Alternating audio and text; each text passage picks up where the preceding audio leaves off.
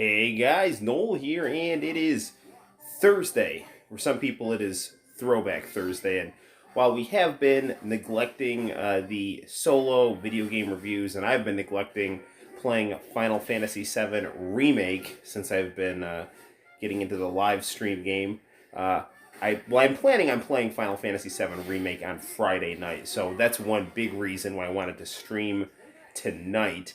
So what I was trying to say is that I've been having so much fun doing these live streams that we've maybe neglected a little bit of the solo content on the channel, but don't fret. That is not going away. I'm actually planning on reviewing Rumiko Takahashi's Mermaid Scar in the very near future, and also reviewing Fatal Fury Wild Ambition on the original PlayStation, Fatal Fury's foray into 3D. So, drinking some coffee, probably later than I should in my trademark PlayStation mug.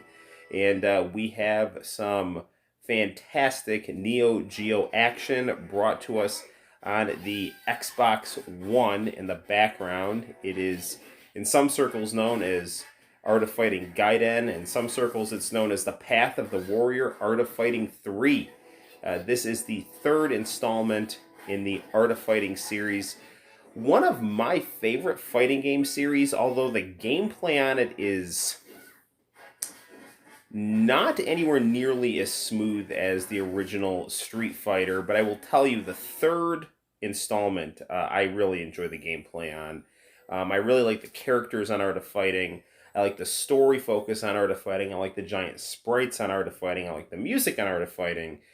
But when you play a game like Art of Fighting 2, and it's just completely insane in terms of its difficulty level, and you have to not actually use your skill, you have to basically find ways to trick the AI of the computer, at least for my skill level and the skill level of most other gamers.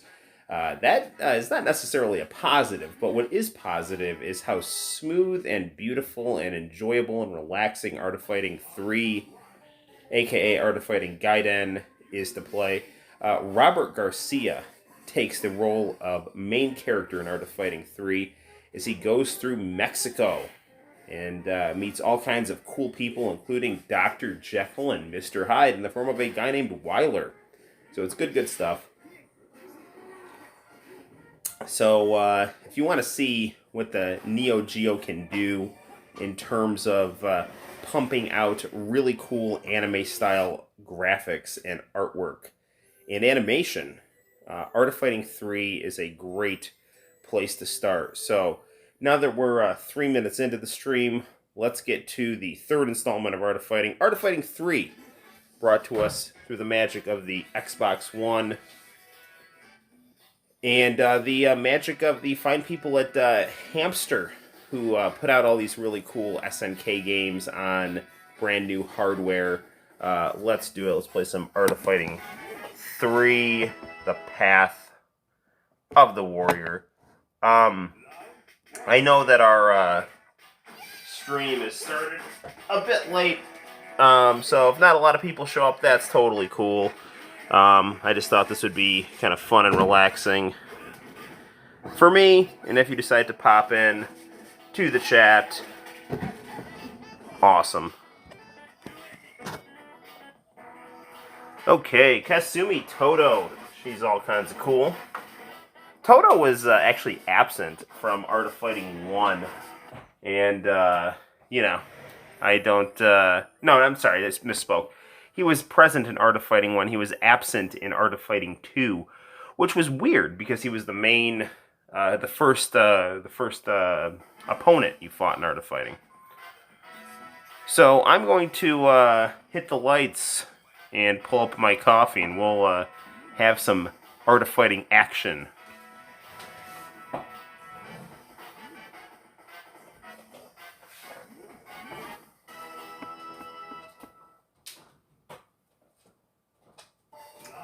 So, I do have the PlayStation Dragon Ball games pulled up in case anybody is interested. I know Tony stopped by, Tony Romano stopped by last stream. My very cool friend from high school, Cortland Christian Academy, the greatest high school in the history of anything. And I mean that deeply. I love that school. I love the people there. I'm still friends with the principal. In fact, I think me and the principal are going to be talking via live stream tomorrow, because he does updates on Facebook about the school and all the cool goings on about it. So anyway, there's a fun story if you've been watching the stream about how Tony's dad got me a modded. He got me a mod chip for my PlayStation in exchange for me letting them burn the PlayStation Dragon Ball games that I imported from Japan from a site called Buy Right Games. And if you're not buying Buy Right, you're definitely not buying right. Well, the Better Business Bureau would disagree with you because Buy Right Games was shut down, but because they didn't send people their stuff. And incidentally, I'm hoping I didn't fall into that trap today, because I actually ordered a new HDMI to component 480i video converter from a website with a name that I can't pronounce. I did get a confirmation receipt and a tracking, not a tracking number, but an order number. So hopefully, Yosha, everything is okay. So I see we have a viewer, which is awesome. Welcome, viewer. And we are playing some Art of Fighting 3, the Path of the Warrior, also known in some circles of Japan as Art of Fighting Gaiden, the Art of Fighting side story. This is Robert Garcia's bizarre adventure in Mexico. And all the beautiful animation and music and coolness that it entails. We are playing this on the Xbox One. And Robert is known for his balance and lengthy kicks. Alright. So, one thing I really enjoy about this game, in addition to the relaxing music, is the story, the cutscenes. I really am a big fan of the Neo Geo commercials that were out in Japan that featured Ayumi Hamasaki, and they were for Art of Fighting 2. And I was such a big fan of those commercials, I was like, oh man, I gotta play Art of Fighting 2. And once I really got into Art of Fighting 2 on the Neo Geo via emulation, I don't actually have the, not so much emulation, but those compilation discs and things like that for the PS2, the Art of Fighting Anthology. Once I got into it, I was like, holy crap, this game is next to impossible to play. I can't get past the second guy. Now, eventually, over time, I did learn how to beat Art of Fighting 2 on a low difficulty set to 1 round, but still, I can beat that game. It's a pain, but I can do it. So I was like, oh man, this is like really kind of throwing a damper on Art of Fighting for me if I can't get past the second character on the video game here. But then I popped in Art of Fighting 3, and I was like, oh man, this game's really fun and relaxing to play. Now, I actually have a fun story about Art of Fighting. My grandfather, who was, growing up the closest thing I had to a father, we would go shopping at Walmart every so often. And in the corner of the entrance of Walmart, there was an Art of Fighting arcade cabinet, and he would always indulge me and let me play Art of Fighting, and he'd always laugh at Toto when he would beat me and bow, and he'd go like, you lose, Eventually, that Art of Fighting arcade cabinet would get replaced by Mortal Kombat 2, which, was definitely a more sensationalistic game, but was not as technically sound. That was always the thing with Mortal Kombat. Mortal Kombat, in my opinion, I'm a big fan of the digitized graphics, but it was always more flash than substance, as far as I'm concerned. Especially compared to the sprite-based Japanese fighting games that came out of Capcom and SNK. And once I got really into anime, then I really started to appreciate that style of gameplay much more. I'm not sure if I'm able to. If you're watching and you're not commenting, that is super cool. But I'm not sure if I can see comments right now. Prism, the streaming app that I use, works really, really well, has been working really, really well thus far, at least. But I did notice that last stream, a couple of my commenters, their comments were taking a while to show up. Now, obviously, we have some pretty controversial current events going on right now, and I actually thought we had a pretty nice chat about those things. Obviously nothing, distasteful or anything like that, but it was really weird. He, just brought up Chris Rock. And for some reason, when I went back and checked out the live stream, it's like, do you approve of this comment about Chris Rock? And I'm like, yeah, there's nothing wrong with it. There's nothing wrong with Chris Rock, who played little Anthony Hardaway in the Honeycomb commercials. No, not Honeycomb. I got an Anthony Hardaway poster in Honeycomb. Little Penny was in Nike commercials. So there's that, Sinclair is something of a sub-boss here, and she's a bit of a pain, but we took her out just fine. Never mind that level 1. Oh no, actually you can't see that it's at level 1. No, I'm always very honest with my live streams here. It's Cinco de Mayo.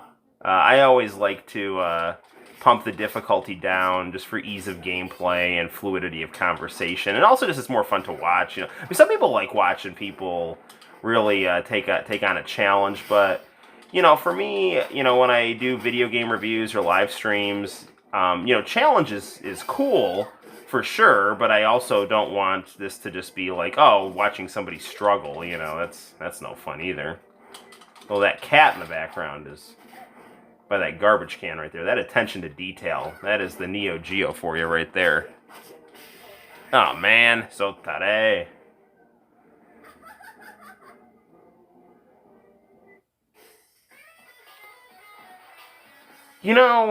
For as much as the Street Fighter Alpha series like to complain about SNK's Art of Fighting, they really did borrow an awful lot from Art of Fighting. The whole prequel thing, and the increased story in between matches thing, and then in addition to that, the endings to the fights in Art of Fighting 3 are actually very similar to what you see in Street Fighter Alpha 3. Now, I would argue that they're better. The pictures are actually better in Street Fighter Alpha 3, but that animation with the really up-close dynamic poses there, that is something, those up-close dynamic poses victory screens is something that Street Fighter Alpha 3 adopted.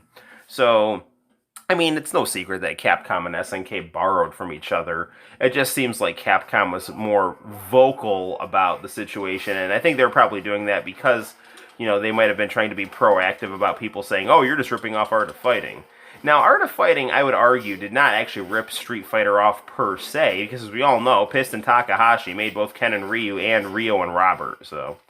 and obviously Ryo is basically him trying to make Ryu under the SNK banner, because that's who he works for now, and Capcom owns Ryu. I actually love in Capcom versus SNK when Ryo and Ryu fight each other, how they both jump back like the fights on Art of Fighting. So, I don't know, every time I play Neo Geo, you just kind of get blown away by the fact that this is hardware from 1990 that's, producing these visuals here.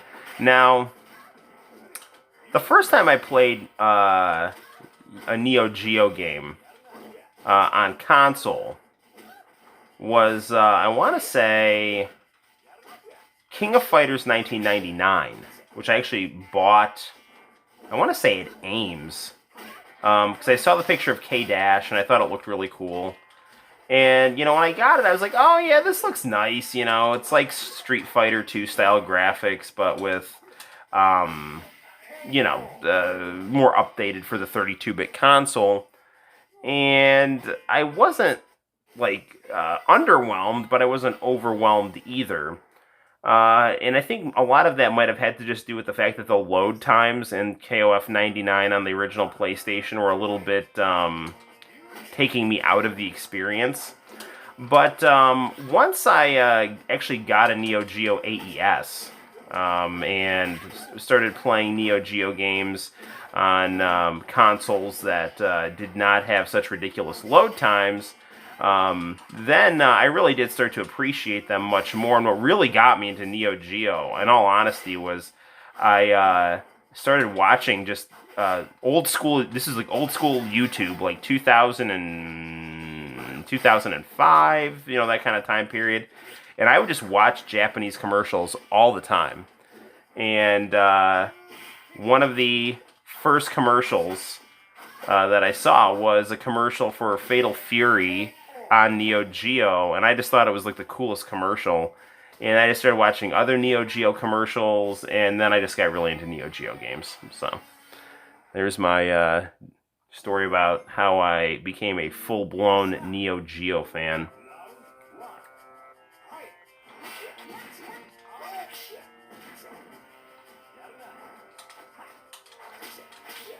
Lenny Creston here, not to be confused with Lenny Kravitz. Ha ha ha ha. Wow, that was super bad. I've been doing relatively well at this game, and then I just got perfected here. But you get to enjoy that winning animation, which is nice.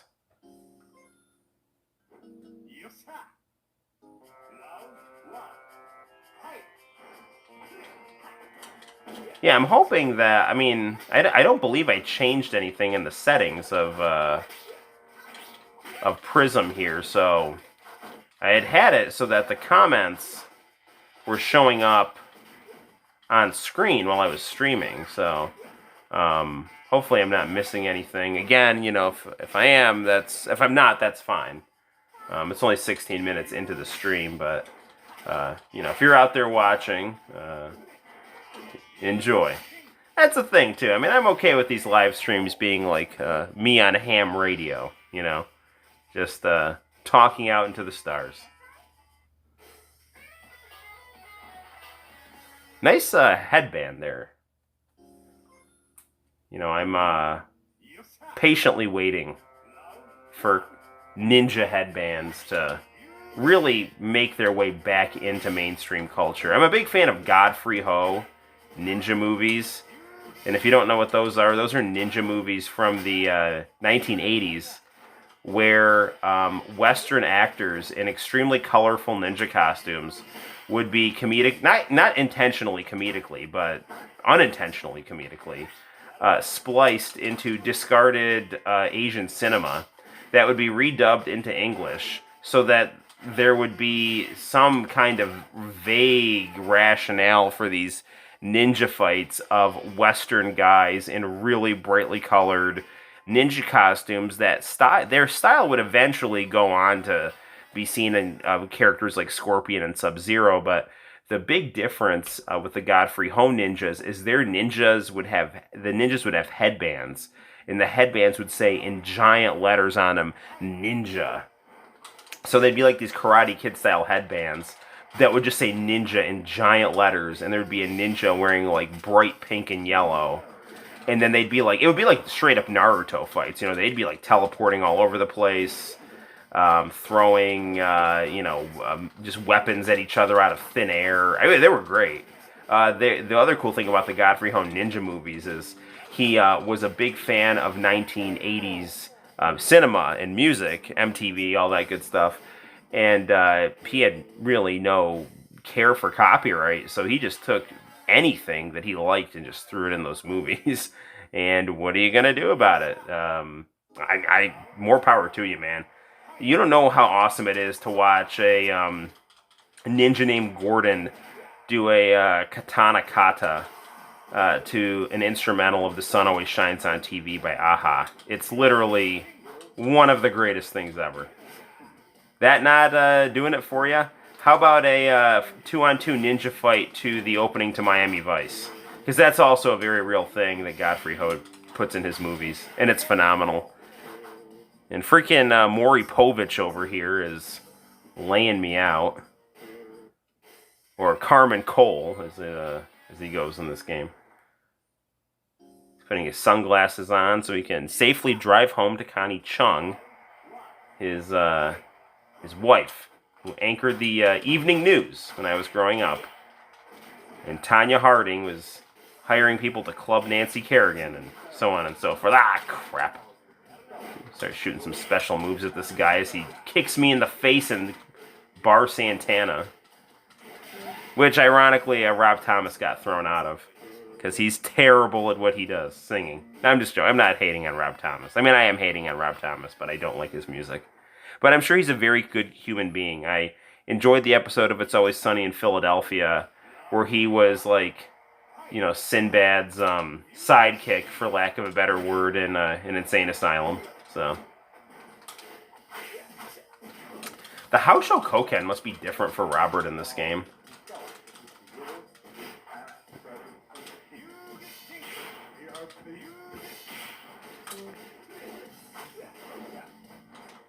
Sorry if I'm kind of going silent here. I actually play this game a bit more as Rio than Robert, but I just felt like playing Robert for this review.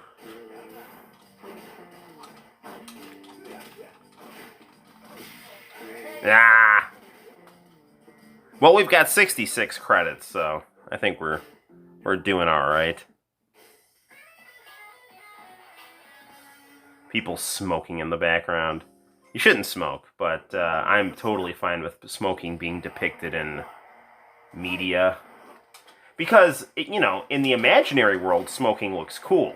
In the real world, it gives you horrible, horrible lung cancer, but, come on. I like how this game maintained the very cool sound effects and zooming camera here of Art of Fighting. Now, one of my normal viewers, a very cool fighting game enthusiast with a good degree of expertise, goes by the name of True Sinister. That's his tag. Come on. He, was saying the other day he did not like how Art of Fighting 3 looked. And, wow. Gosh darn it. I strongly disagree, but we can agree to disagree. That's the thing. Not enough people know how to agree to disagree anymore. It doesn't mean that you're a relativist. It means that you're going to focus on the common ground and move forward in a constructive manner.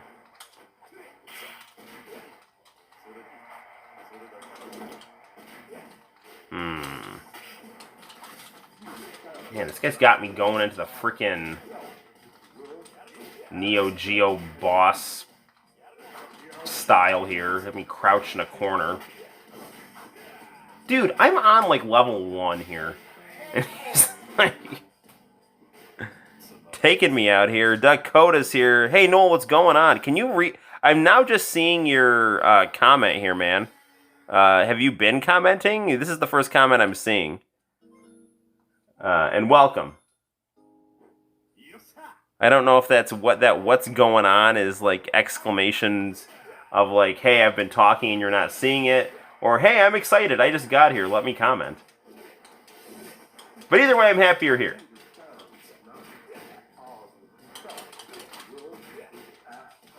We're playing some Art of Fighting 3. I'm getting punched in the face by this guy in a blazer over here. I've been relying too much on regular attacks. I gotta start incorporating some special moves here. Hope your day has gone well thus far, Rogue Drums. It's been a nice one. It's been a hot one, but it's nice that we're finally getting some chill weather that you can relax to. Go sit on your porch. Play some rap music. I know you're a fan of Nirvana, man, and my wife actually was listening to a podcast about the record label that signed Nirvana in Seattle.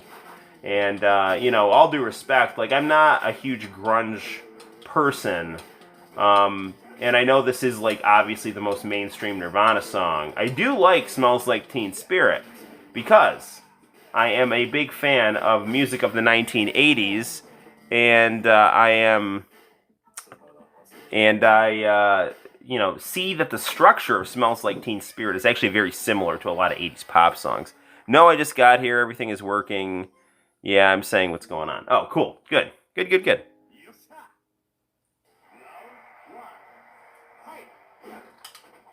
Oh, man, what the freak, dude? This is one thing I hate about... I don't hate. I love SNK's fighters. But I just feel like, if you start losing a few matches, it starts to pick up your moves and your psychology. And then you're, always have a harder time winning. And we're almost at the end of the game, too. We were just cruising through this game here. Come on, man. Diego! What is up? I'll tell you what is up. Some Art of Fighting 3. Also known as Art of Fighting Gaiden. We are Robert Garcia. We are at a little bit of a brick wall here in the bar known as Santana. And my former friend, who looks like Maury Povich with a cool goatee, has been pummeling me for the last, 10 to 15 minutes here. And normally I can cruise through Art of Fighting 3 pretty easily.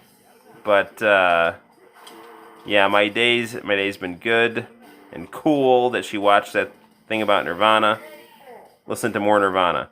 Dude, this is my deal here, okay? I don't dislike Nirvana.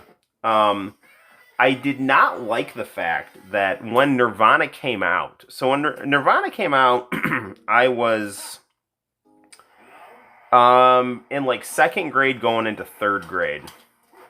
And I am someone who really likes the 1980s, early 90s style music, man. I was cool with New Kids on the Block when I was in 1st grade kindergarten, MC Hammer, all that good stuff, When Nirvana came out, it started to be too much either or. It was like it's like you had to like the grunge stuff. That was too much, I think, of the vibe that people had at that time.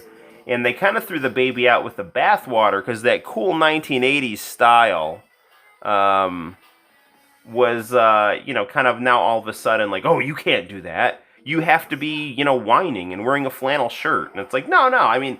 There's lots of cool grunge rock, but that doesn't mean that you have to ditch, like, Guns N' Roses or Whitesnake or Nelson or, like those hair bands. Like, I love hair metal, Now, one of the reasons I like rap music so much is because that was one of the genres that kept that 80s sound going. Like Puff Daddy in particular, like he would just remix 80s tracks and have Biggie rap over him, or he'd rap over him, or Mace would rap over him, and be good stuff. I think we've just about finally beaten this guy. Of course, now as I say that, I'm gonna choke and lose. You watch that happen. Come on, we gotta do this here. No. Please, oh, come on! I knew this was gonna happen. Favorite Russian female Olympic athlete and why? Medvedeva. Mainly because she's good-looking and dresses up like Sailor Moon. So, yes. Favorite rock band and why? Ooh, favorite rock band. That is a good question. Off the top of my head, I'm going to say Whitesnake. I really like Van Halen as well. If we're talking Japanese music, Bees. I'm a huge... Tak Matsumoto's work on the guitar is insane. But I really do like a lot of Van Halen. I like a lot of Whitesnake. I like a lot of Damn Yankees. I like Nelson, After the Rain. That's a great song. So I like a lot of 80s hair metal. Yeah, those are really cool. I like Rat, Motley Crue. Van Halen is amazing. Yeah, dude, I love Van. You know what? There's people that are like, you gotta like either Sammy Hagar or David Lee Roth. And like, my whole thing is like, Sammy Hagar and David Lee Roth are good in different ways. Like, I think David Lee Roth had like better iconic songs, but I think that Sammy Hagar's Van Halen stuff was more consistently nice to listen to, if that makes sense. Like, I've been reading, not reading, but I watched a YouTube video a couple weeks ago that was, like, talking about some of the drama between David Lee Roth and Eddie Van Halen, and apparently, like, Eddie Van Halen, like, liked the more poppy sound, which is what I like. personally, and I think like once David Lee Roth left, he was able to kind of get into that more, and so I like David Lee Roth. Don't get me wrong, but I think Sammy Hagar's stuff sounds great as well. I'm a huge fan of the song "I Can't Drive 55." I was actually in the car with Santino the other day, and we were listening to that and just singing along at Coffee Mania. Diego, Coffee Mania is the best coffee place. It's a little kiosk in Cortland, and the people there are super chill. They take good care of their workers, and they just have amazing caffeinated and non-caffeinated beverages. We have a Starbucks here. I think I talked about this in another review, or not another review, another live stream. And our Coffee Mania holds its own and dominates Starbucks here because I like Starbucks. It's just Coffee Mania is freaking better, man. And I cannot beat the freaking Carmen Cole over here. What is going on? This live stream is literally going to be going through 56 credits, getting stuck on the second to last character of Art of Fighting 3. I can't believe I blew that lead. That's SNK for you though, man.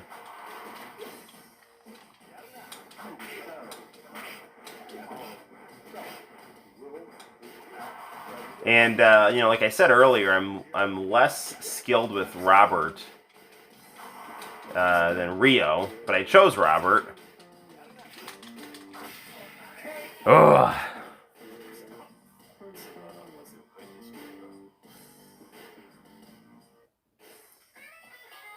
SNK always was very good about having characters loosen their ties in video games, either before or after fights. Just a signature they like to have. Geese in Art of Fighting 2, for example. Diabo.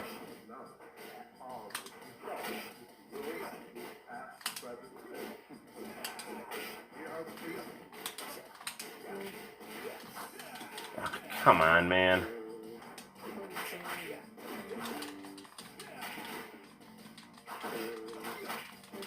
Who the heck knows how bad Weiler is going to get here?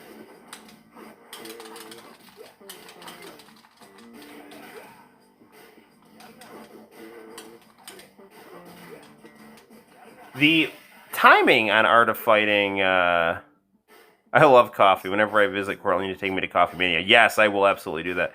In Utero, my favorite Nirvana album.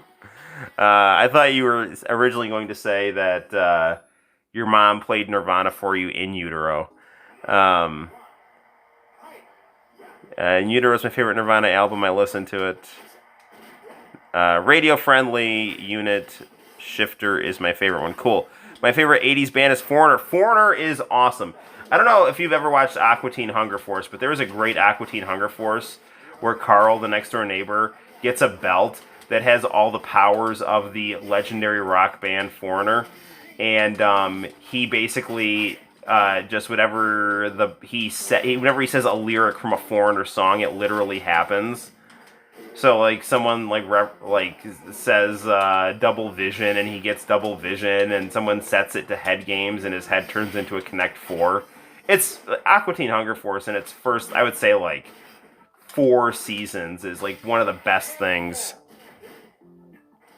Do you know Stan Bush? What are your thoughts about him? I love Stan Bush. In fact, Bloodsport is my all-time favorite movie. Fight to Survive is one of my all-time favorite songs. The Touch from Transformers is amazing. And I actually recently just discovered this YouTube channel that plays obscure 80s music. And one of the songs they uploaded was a Stan Bush song that got put on the 1990 promotional CD for Wimbledon. And it was a power ballad, and I'm actually blanking on its name right now. But if you go into my liked videos on my channel, you will find it. And I remember, like, when I found that song, I just listened to it for about 2 days straight, pretty much. And it's bothering me that I can't find the name to it right now. In fact, I'm actually, once we either beat Art of Fighting 3 or decide to play a different game, I think we'll take a break and walk over to a computer and look up that song. the video for it's great. He's just with this blonde girl. It's basically about proposing marriage. And if you guys out there don't know who Stan Bush is, he is a very cool like 80s kind of power hair metal pop rock guy who did a lot of really good 80s quote unquote B movie songs. So he really kind of had the spirit of the age thing going for him. For whatever reason, this fight is getting like so intense. I'm afraid to try my my kicking attack because then it's gonna leave me open for that, you know.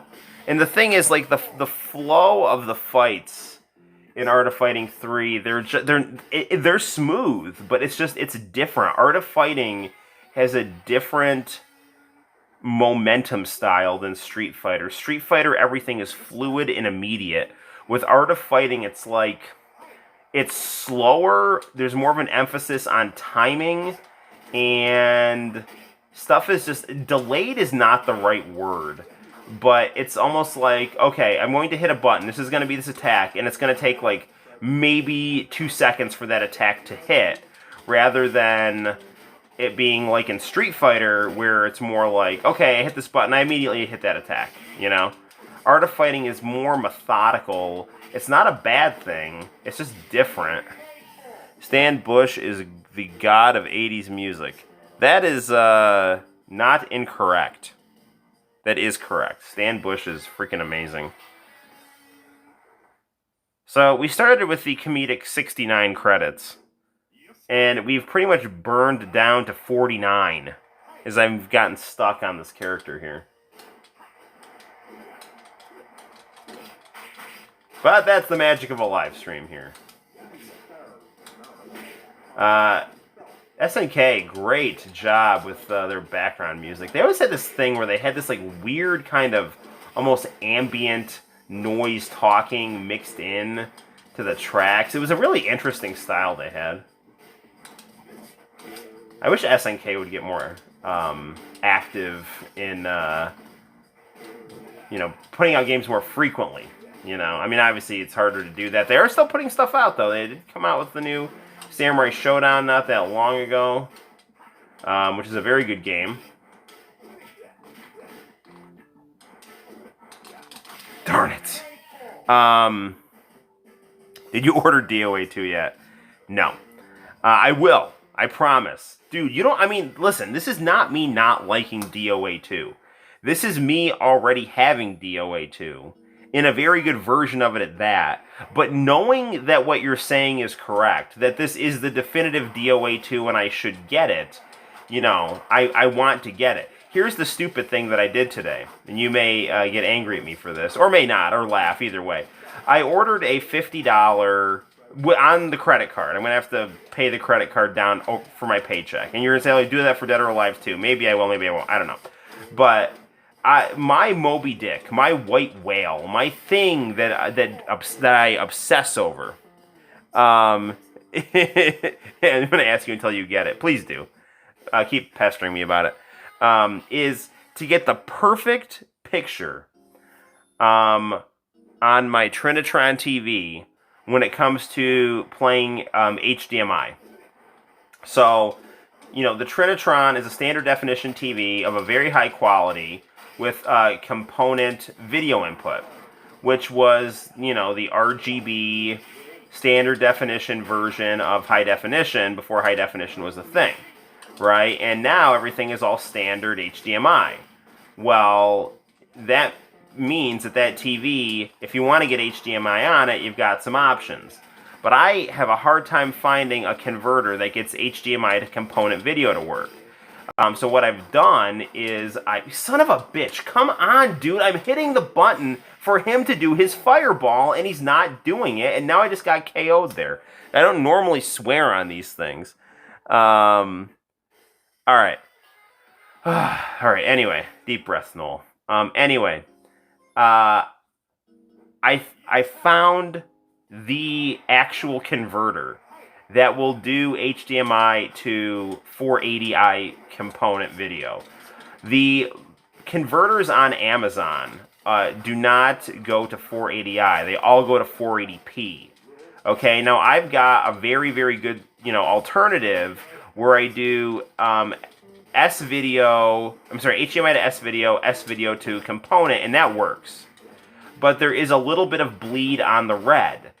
And if I can just get it to go straight through to the component and not have to go through the S-video go-between, I can get rid of that red bleed and get the perfect picture on that TV. That drives me insane. I want to be able to say I've gotten the best picture possible out of that TV and be able to watch Roku and standard definition TV and not have that red bleed. And I found the converter for it. Now, I found it on a weird website that I can't even pronounce the name of. It's like Xinhua something or other. They say the processing time for the order is 5 to 7 days. I'm hoping I don't get ripped off. If I did, lesson learned. But, I don't know. There's that. Damn, I always end up a good bit. That's fine. Don't worry, man. Arrow, I'm happy you're here. Video quality is video quality to me. There's some people that are like, audiophiles where it's like they're obsessed with the clearest possible sound. For me, I'm like that with video quality. And I like old, smudgy video quality, but I want that to be an option. I want to be able to say I've gotten to the clearest possible peak, that I've gotten the final form of video quality, and then if I feel like getting that composite RF style, then I use it. I don't want to be without the ability to get the clearest possible picture. So Arrow, what we're talking about is how I ordered an obscure piece of video conversion equipment for the Sony Trinitron so I can get the clearest possible conversion from HDMI to 480i component video. And, so that's why I didn't get the Dead or Alive 2 Ultimate that Rogue Drums has been wanting me to get. And we are working our way down a massive amount of credits as I'm just stuck here at the second to last boss. This character that I didn't mind when I started playing this game, but I'm starting to find increasingly annoying. This is Art of Fighting 3: The Path of the Warrior, the Art of Fighting Gaiden side story / sequel to Art of Fighting 2. A beautifully animated game with its own unique style. But for whatever reason, we're just kind of at an impasse here. And it just doesn't seem like a whole lot is working for me here. And I don't know if I'm just getting nervous and missing the ability to effectively input commands. I don't know if the computer's being cheap. I don't know if it's a combination of things. But, we're stuck in the mud. Okay.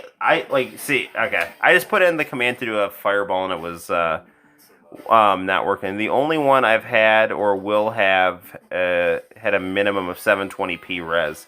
Yeah. Are you talking about converters or what's the difference between president and prime minister? Different. I'm not a huge expert on this, but a prime minister has to do with a parliament where you have more political parties and a system that is structured a bit different than the United States. Like the United States, our system of government is, it has 3 branches, executive, legislative, and judicial. So the executive is the president. The prime minister, that would be, depending on the country that he's in, I think that would have to do with who has the majority party in parliament, and then who would their representative be.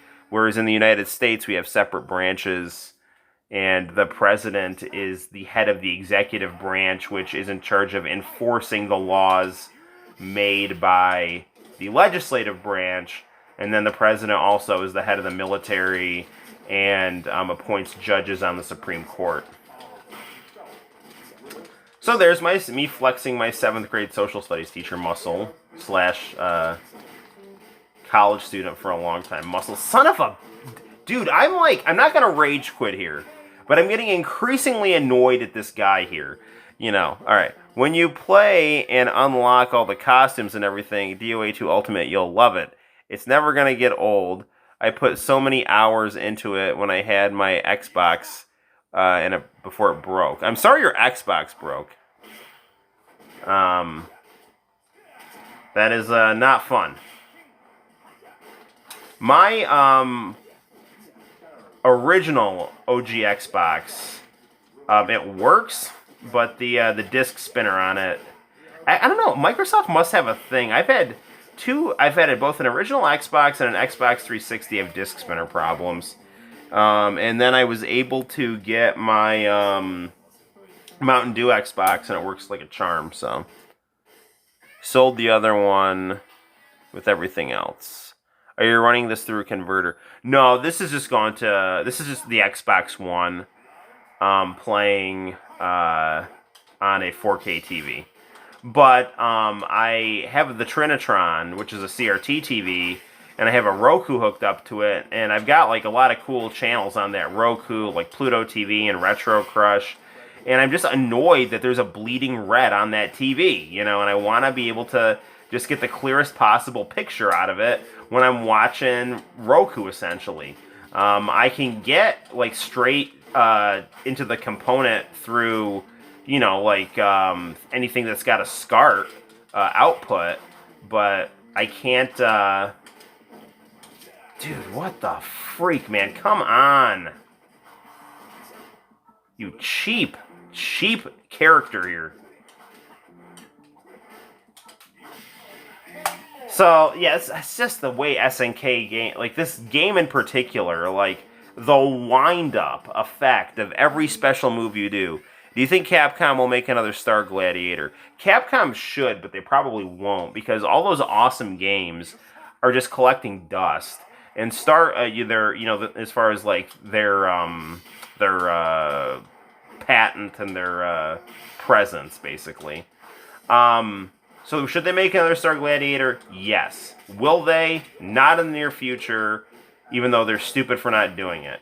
Capcom, I think, should make more fighting games. I think the next non-Street Fighter fighting game that they're going to make, if they do make one, would be Darkstalkers. Because that is a big deal. They put Morgan in all of their stuff. So, Hayato is not in as many things, sadly. But Star Gladiator is a good game. Fighting game, favorite fighting game character and why? Oof. Man, that is a good question. Okay. Probably Ken from Street Fighter, but I want to elaborate on more characters than Ken. The reason I like Ken from Street Fighter is he's like a more... as an Italian American who loves Japanese stuff, I always appreciate the cool, like, Westerner in the Japanese product, right? Like, here's a cool Western guy. It's like, I identify with him. So, I like Ken. He's like Ryu, but like more energetic and positive and son of a bitch. Screw you, man. Finally. Oh, that felt really good. I thought you were going to say Ryu. I love Ryu, but I like Ken a little bit better just because he's kind of like Ryu if he was Don Johnson from Miami Vice. I love Dan Zyvar from... well, he's not even the final boss. I gotta fight Rio.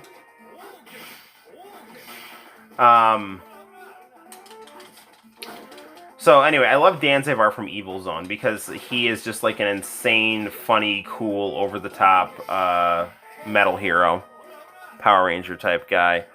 I do like Rio as well from Art of Fighting. I like Terry Bogard. I like Sakura. But I don't know, man. I just have these really fond memories of playing the dramatic battle of Street Fighter Alpha 3 with my friend, and he would be Ryu and I'd be Ken, And a good time would be had by all. Now, I did actually just get Art of Fighting 2. I don't know if I'm sure I said this on previous live streams. I got Art of Fighting 2 on the Super Famicom because my son just loves being geese. Man, we're kind of hitting a bit of a brick wall here with Art of Fighting. So if we don't get past Ryu relatively quickly, we'll just switch games here. Because I don't want this whole live stream to be me struggling to get through Art of Fighting 3, which is weird because I usually just kind of cruise through this game, but for whatever reason, I'm just not at my top of my form here. I love Street Fighter to death, but sometimes wish Capcom made less Street Fighter games and more crossover games. Yeah, absolutely. 1,000%. Capcom needs to, I think, diversify their more current fighting game portfolio. I know that fighting games are not as popular, quote-unquote, in the mainstream as they once were, but they definitely, with things like EVO, have a big following. So I think definitely having more than just like Street Fighter V, which is what they've been just updating and releasing over, for the past handful of years, it would be super cool if they did something like, make a Marvel vs. Capcom that wasn't terrible, or do a, just find some other crossover place. Like, I think Capcom has been freaking embarrassed by Arc Systems with how good that Dragon Ball Fighters game is. Compared to Marvel vs. Capcom Infinite, which was, definitely a huge letdown, I think. Both in terms of the visuals, and as much as everyone says they like the gameplay in that game, there's like a couple of characters that play really well in that game, and the rest of them play very slow, in my opinion. Like Jeddah is a really good character in Marvel vs. Capcom Infinite, but a lot of other characters, not great, in my opinion. But we should play some Star Gladiator, actually, since you're always bringing that game up. I've got Star Gladiator, and I've got Plasma Sword too. So we'll play the Dreamcast one because that's actually a bit better, I think, than the PlayStation one. But no, Star Gladiator is a cool game. Capcom. If you don't know what Star Gladiator is, for those out there, it's Capcom's 3D fighting game version of Star Wars. And it's actually, got a really cool story that might put some of the Star Wars movies to shame, actually. Dreamcast, yes, Dreamcast is awesome. Is King of Fighters and other Neo Geo games underrated here in the U.S.? I think so. I don't think that. I think Capcom was always more of the standard in the U.S., and SNK definitely had a presence. I never saw an actual Neo Geo in person until I bought one. And I had a friend in grade school who just made up insane crap all the time. And like 60% of the time it would be wrong, 40% of the time it would be true. One of the things that he said, and that 40% might be being generous, incidentally. One of the things that he said was, there's a game system called Neo Geo, and its graphics are so good. They're like so much better than Sega's. And by the way, I have a Neo Geo, and it's in my treehouse, but I can't bring it to school because lightning struck my treehouse and set all my video game systems on fire. And I had everything up there. I had like Sega CD, Neo Geo, and I went to Japan too to get these things. So the kid was like make up lunatic stuff. Like there would be gold in the walls of the bathroom, and he had us all like taking down like the tiles in the bathroom so we could find the secret passageway to find the gold on the other side of the wall. Because that was what we did because we didn't like being in school, so we were just assuming that the teachers were insane and hiding gold in the walls, so we couldn't get it and be rich ourselves. So, yeah, that was a thing that this kid said. But one of the true things that this kid said was that there was a Neo Geo. So Neo Geo was always kind of like a myth, Even though, I played Neo Geo games as a kid, like in the arcades. Like I said earlier on, when there weren't very many people here, how my grandfather and we'd go to Walmart together, and he'd let me play the Art of Fighting game. So, I knew about Neo Geo for sure, as arcade games, but I didn't actually know about the home console, that it was a reality until I was older, and then eventually I did get one. And it was amazing. It was great. Yeah, Neo Geo is definitely more of a niche. It's definitely got its cult following. I think it does have some mainstream exposure. Definitely, if you go on YouTube and look at Neo Geo stuff, it's got a ton of fans from all over the world. But is it underappreciated in the U.S.? I would say so. Because you could argue that Neo Geo is just as good as, the SNK is just as good as Capcom. Are there a lot of Italians in Cortland? Yes. The Italians were the second wave of immigrants that came to Cortland. The first group was the Irish that came in the 1850s, 60s. Italians started to come over more in the 1920s. My grandfather, I've told this story before on the stream, got out of Italy in 1936 because Mussolini was bringing Nazis in to like his political speeches and stuff, and that spooked my grandpa to the point where he was only like 16, but he could see the writing on the wall in terms of what was going to go on in Europe. Yes, my girlfriend is Italian, says Rogue Drums. So the Italians settled in two neighborhoods primarily, and they really stuck pretty tight with each other. There wasn't really a ton of intermarriage until the baby boomer generation in the 1960s, when that group kind of went to college. They started kind of going outside of the clan, kind of outside of the tribe. And so the neighborhoods started to break up a little bit, and you started to get more people of, I'm half Italian descent than I'm like 100% Italian descent. But those communities, even though they got more diverse genetically, and people did, once they went to college, didn't always move back to the neighborhood, they're still relatively intact.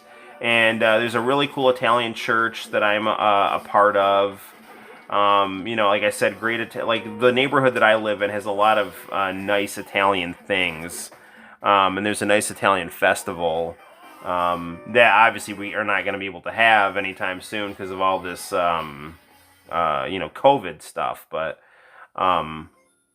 it's definitely, there's definitely a presence in Cortland, and it's good. It's one of the things that is to Cortland's benefit is its Italian American community, and lots of good food, and the neighborhood that I live in, if it wasn't for the church, the Italian church, you could argue that it could really start going down the toilet, because when churches leave neighborhoods, not all the time, but sometime, they just they start to become dominated by more negative things, and the church keeps people in that area, keeps people coming to that area and living around that area that have better values. Not that you have to be religious, but it's like, if there's a church and there's people going there that, aren't into crime, there's likely to be less crime there.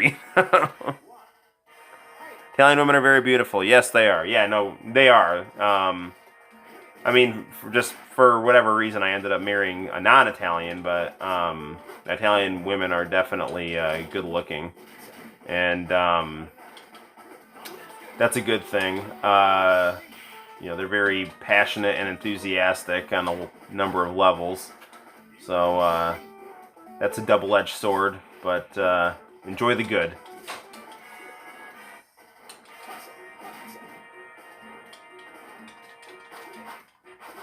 Man alive. This is at level 1. Why is this game being so difficult here? Dude, what the freak, man? How is he countering my fireball with a jab? Alright, we'll do a couple more fights. And if we don't beat Rio in a couple more fights, we'll play something else. Because we've been playing this game for like an hour.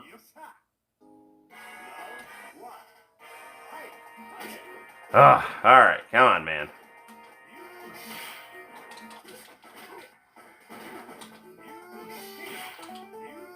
This is an example of a game that's got a jazzy soundtrack that fits much better with the game than Marvel vs. Capcom 3. Not 3, 2. Marvel vs. Capcom 2.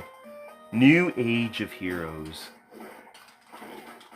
Oh man, I almost had a heart attack. Like, what was the deal with the announcer in that game? I mean, it's cool. Like, they were just doing something different. I get it. I never met and damn. What? I don't know what you're saying, man. That's fine, though. I talk incoherently all the time. I think that's why you guys show up to this. Let's watch a bald Italian guy ramble about things incoherently while he plays cool Japanese video games from the 1990s.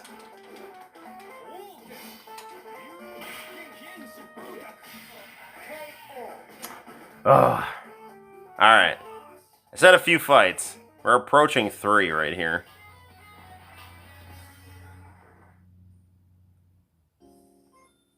We are, like, close to the end of this game, though.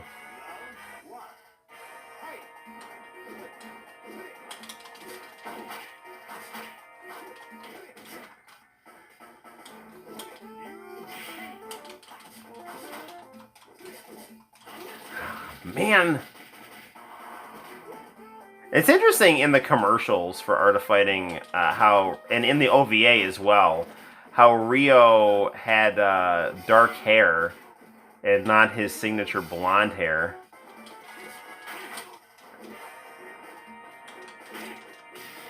Bro, the wind-up on this game, man. I said damn because you're still on that fight. Alright, last time. This is gonna be it. If we win, we're gonna go on. If we lose, we're gonna play something else. This in my head was like, oh, I'm just gonna beat Art of Fighting 3. It'll take like 20 minutes. Like, and we're an hour into this, and the amount of BS that I've had to deal with here, which is ridiculous because, you know, I played this game just the other day. I mean, I was Weiler. I was the final boss, so maybe that was the deal. Maybe it was easier because I was, you know, as Santino would say, the final boss. We lost. All right. All right. Screw this. All right. All right. Take a deep breath here. Well, we didn't beat Art of Fighting 3, but we at least had some good conversation and, you know, saw the importance of, you know, growth by sticking with something right there. So, no, Diego said I've never met Anne. So I'm assuming Diego's saying he's never met an Italian woman. So, you know, they're out there. So, I mean, I'm sure you're in San Diego. I'm sure there's a much more Latina-based, you know, crop of ladies there. So, enjoy that. They're all hot-blooded Mediterraneans, though, you know, so... And we all know the pros and cons that come with that.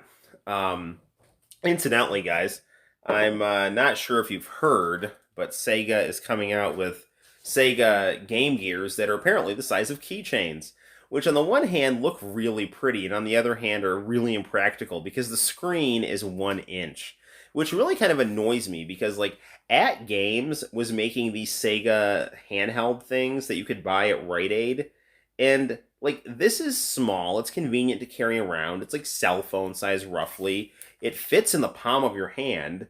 And, look, the screen is bigger than 1 inch. So, charging, like, freaking $40, $50 for a keychain really annoys me. I love Sega, and I love that they're doing hardware, but, you know, there are a lot of RPGs, too. Yes, there are a lot of RPGs,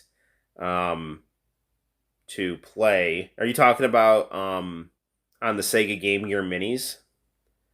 Not sure how much of a good experience it would be to play text heavy. Yeah, that no, I hear what you're saying. To get the RPGs on those like little teeny Game Gears. Yeah, they've got like Shining Force and all these cool games. And how the hell are you gonna read an RPG on a screen that's 1 inch? I'm sorry I didn't see what you were saying sooner. Um, but yeah, no, it's ridiculous. There's been all this stuff going around that Sega might team up with Microsoft, and I was like super excited.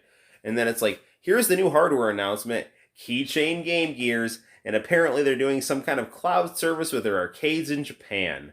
So like, all right, that's kind of cool, but I would be all over those Game Gear Minis if they were like actually normal size. What's the next game gonna be? Let's see.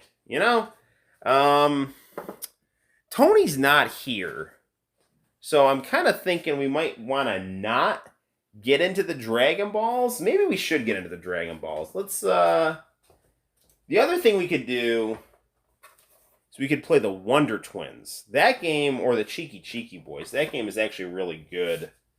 And that is a game that's on Sega, but I've actually got that for the arcade right here in the Capcom's Classics collection.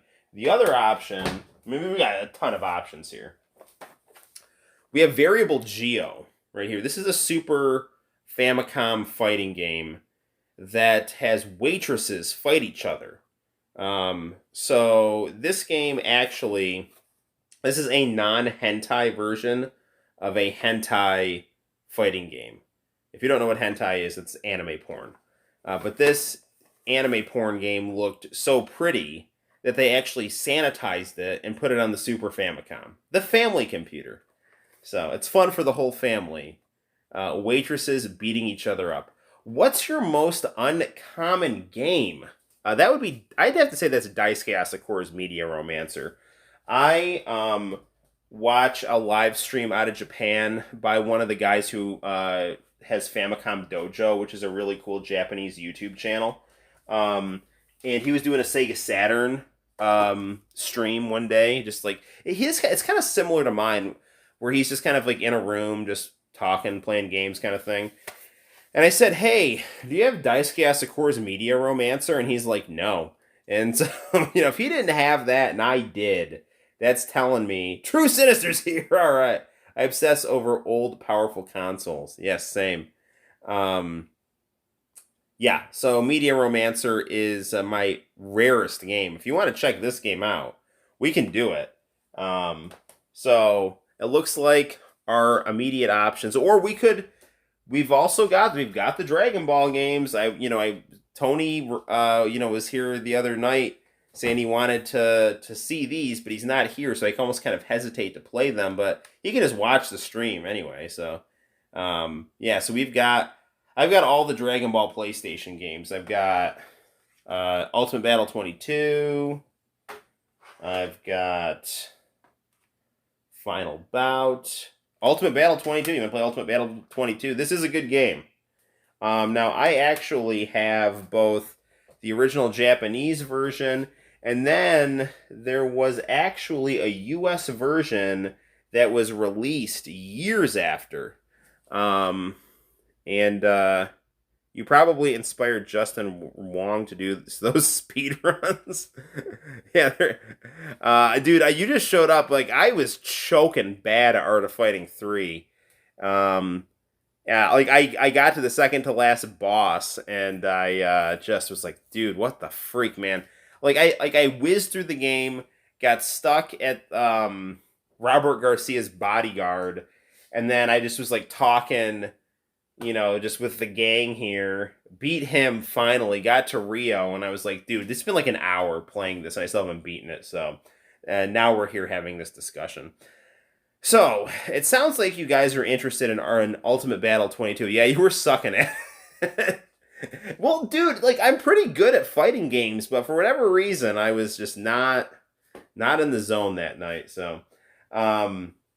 You know what it might have been? I'm still saying this. I've been playing the game a lot as Weiler, the final boss, and I'd been doing more basic punching combinations that probably weren't working.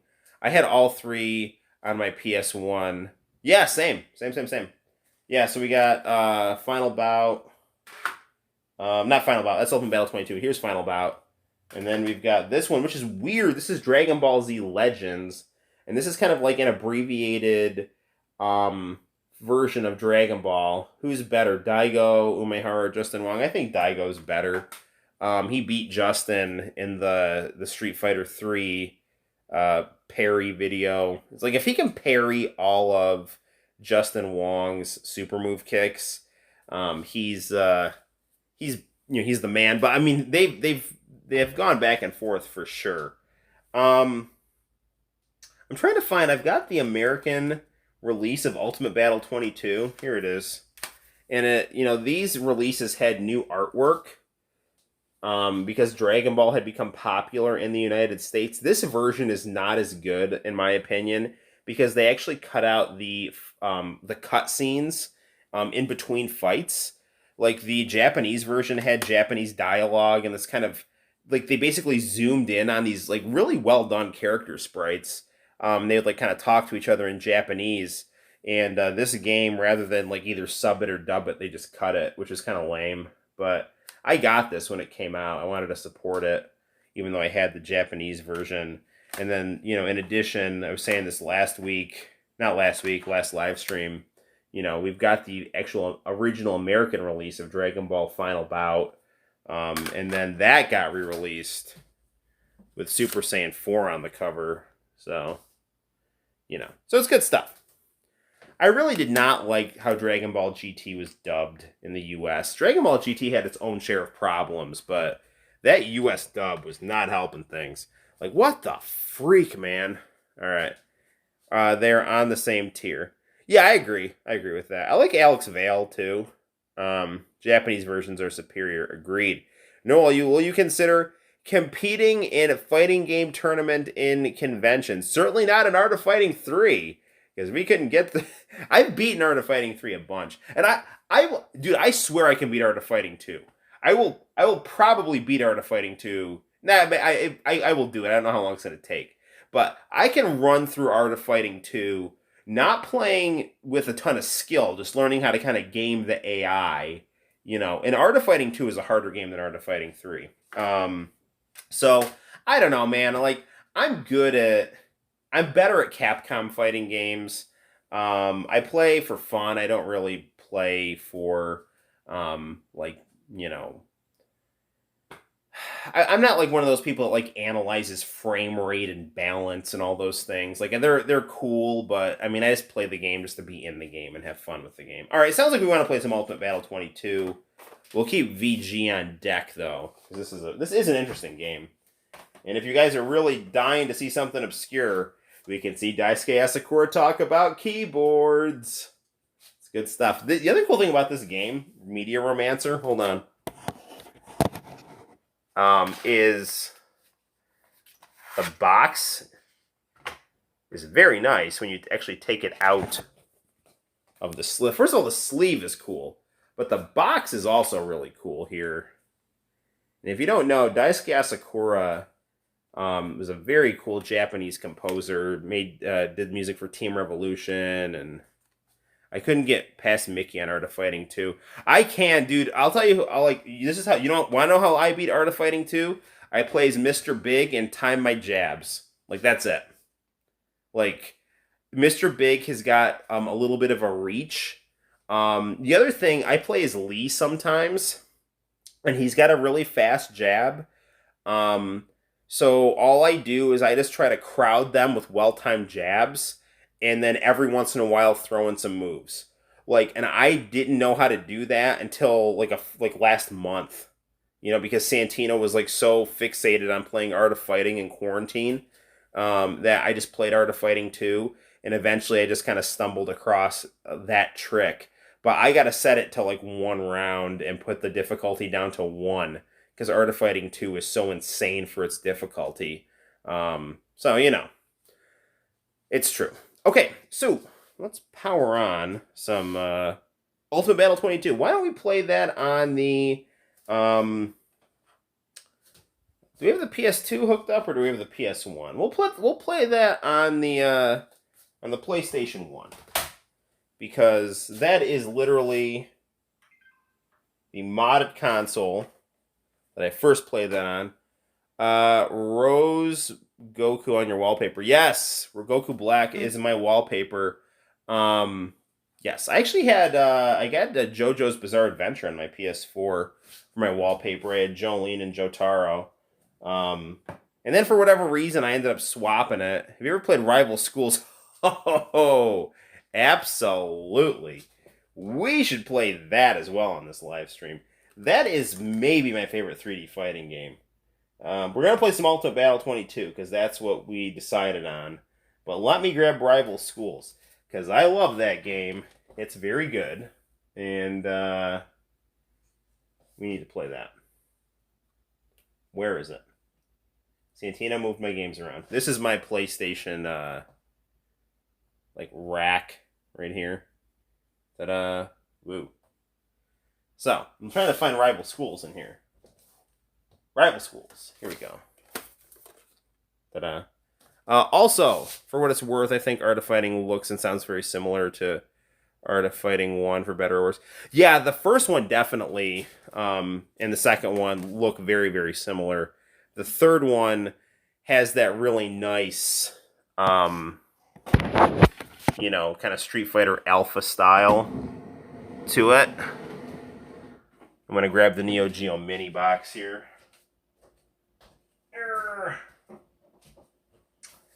We're going to play this on ye old JVC professional video monitor. I actually have the Sega CDX hooked up to the Trinitron. So if we did want to play some Sega CD or some Mega Drive, I've actually got a Game Genie in that, so I can play Mega Drive games. I only have a couple Mega Drive games. I have DJ Kid, which is... Take a look at how cool Mega Drive's boxes looked here. Like, here's DJ Kid right here. Or, I'm sorry, DJ Boy. This one Mega Drive game that I have. And then I also have one of my favorite wrestling games here, which I've never beaten. Cutie Suzuki, the Ringside Angel. So this is a very good, fun game. Super had terrible power scaling. Sorry, man, what Super what? Dragon Ball Super? Most underrated fighting game ever, Evil Zone. Off the top of my head. Not enough people know or play that game, and that is one of my favorite fighting games. Which, we have played on the stream. I actually like that game so much. I have the original soundtrack to it, and the radio CD drama. So, this is uploaded fully on my channel. If you can speak Japanese, which I can't, I just like to listen to it and can kind of pick up some words here and there, follow the gist of it. But it's on my channel. This is the Evil Zone CD drama. It's like a radio drama in Japanese about Evil Zone. It's good stuff. All right. Where's my Neo Geo box? I just had it 2 seconds ago. It's on my record player. Okay. Put it here. We will set up our stand like so. I started to think, if I was a JoJo's Bizarre Adventure character, what would my stand's name be? Sometimes I think it would be like Human League, Starship, Rick Astley. I don't know. It's all good. White Snake's already taken, so, you know. Father Poochie. All right. Set this up here.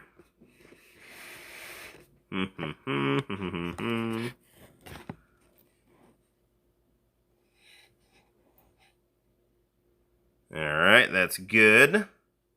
Actually, I'm going to play this on the PlayStation 2, just because I think that's going to be easier the way I've got this set up.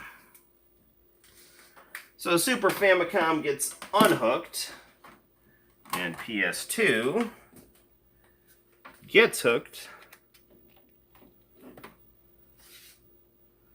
And I'm trying to flip this a little bit more here.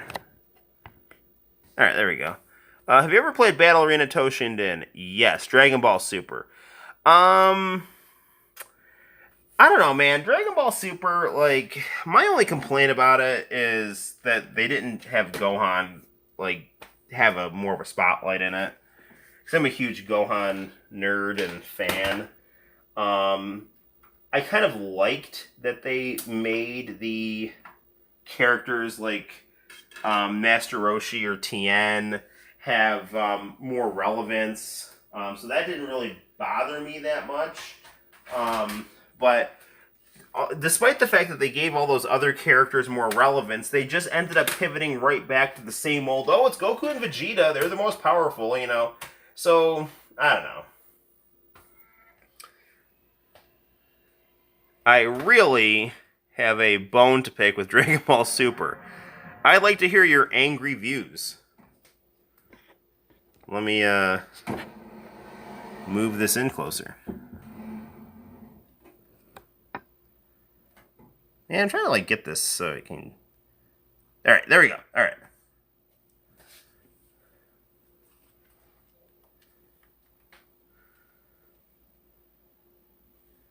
Yeah, I'd love to. Okay. In the old days. Hang on a second. I'll read what you're saying in a second. Sinister. I was having a hard time reading this disc here.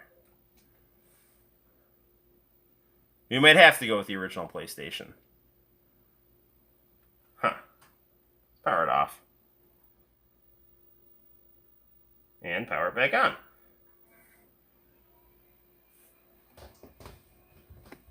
Okay. Who's the strongest Super Saiyan in Dragon Ball Z? Gohan's the strongest non-fused character. That fixed it, I think. No, it didn't. What the freak, man?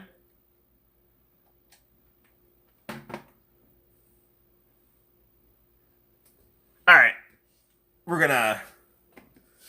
For some reason, this is not working right, so we're gonna actually play this on the original PlayStation. I want... There is some trick to get the PS2 to just boot right to PS1, but I'm not going to play with that right now. We're going to hook the SCART up here, get our controller. All right, I got to look at your comments here. Okay. A lot of it comes down to the way they had no choice but to alter the way to present the series. Your PS2 is broken. No, it's not. It's working fine. It's just having a hard time reading that one game. Story-wise, already prefer the original over Z, but Z is at least more enjoyable than Super. I don't necessarily disagree with what you're saying, but I don't mind Super. I think Super actually does some pretty cool things that hadn't been done in a while. Namely, have some really funny episodes. I want to... What's Sinister saying here? In those old days, arcade hardware was always beyond the home, and yeah, for some reason, my comments are just kind of all over the place on the screen here. I keep trying to scroll up to Sinister's comment, and it keeps knocking it back down, so I'm sure I agree. I'll go back and check it in more detail. I'm sure I agree with what you're going to be saying about, which is probably having to do with the gap between home consoles and hardware, and how that probably, you're probably saying how it's over time, got shorter and shorter. All right, finally, after 20 minutes of nonsense, we're going to play some Ultimate Battle 22.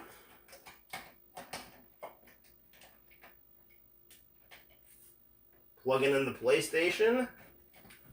And here we go.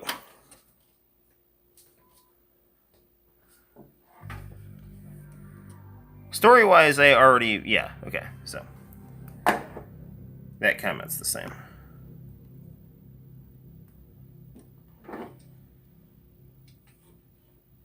Dude, what is wrong with this?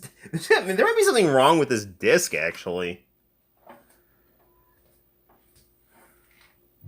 wonder if there's like a scratch on it or something. Even with the add-ons like Sega CD, they still couldn't match the arcade or hardware. Yes, agreed. Your PS1 is now broken. No, it's working now. Alright, I'm gonna hit the lights. Finally.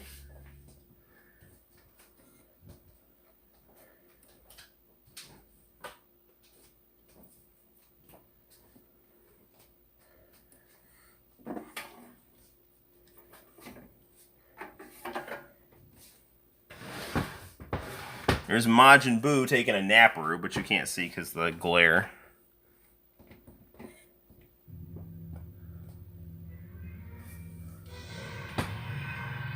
Now, this game was apparently better on the Sega Saturn, but I never played it on the Sega Saturn.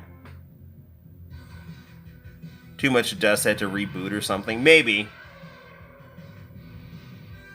What are your thoughts about Dr. Slump? I love it. One of the things I actually liked about Dragon Ball Super is they did that Dragon Ball Slump crossover episode where Aurelie was beating up Goku and Vegeta. Like, Dragon Ball Super, like, I actually really liked a lot of the filler episodes on Dragon Ball Super. Because they were kind of really played to the Dragon Ball fandom. If there's anything I have an issue, it's really how they handle Future Trunks. He had a conclusive story and everything, and they had to mess with that. I really liked the Black Goku arc. Super should have stayed as a slice of life sort of show. Those were some of the best episodes, in all honesty. I liked the Black arc. I thought the ending to the Black arc was a little weird, how they actually had Trunks' future get destroyed. Like, that was kind of, I don't know, man. It was like okay, but it was kind of unnecessary at the same time, because you're right, they really had that perfect resolution for Trunks at the end of the Cell arc.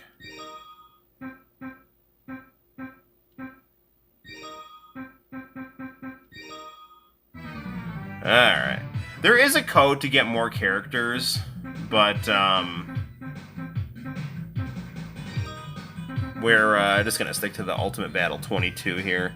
The portions where Goku was a farmer were a nice change of pace.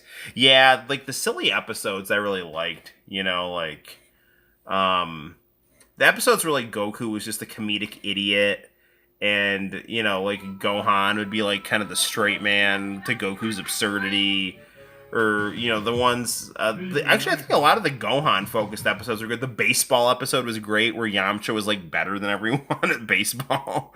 PS1 and PS2 were not working because they were hungover. Yeah, Saturn had a slightly different game. Yes, I actually had a Not Your Father's root beer that kind of knocked me out a little bit. It's a long day, and, you know, just that little bit of alcoholic beverage kind of. So, this game here, whoa.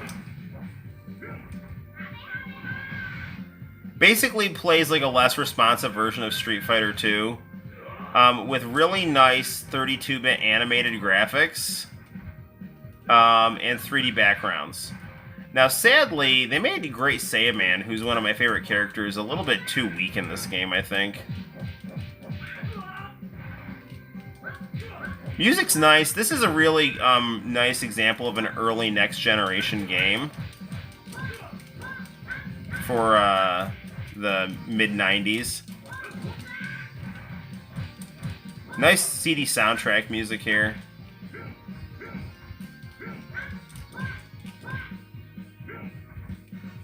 I don't remember how to charge.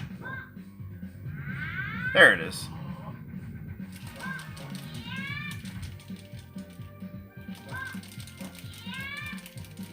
The commands on these games are always clunky. Like, I'm hitting the Hadouken motion right now. It's not working. Ah, lost.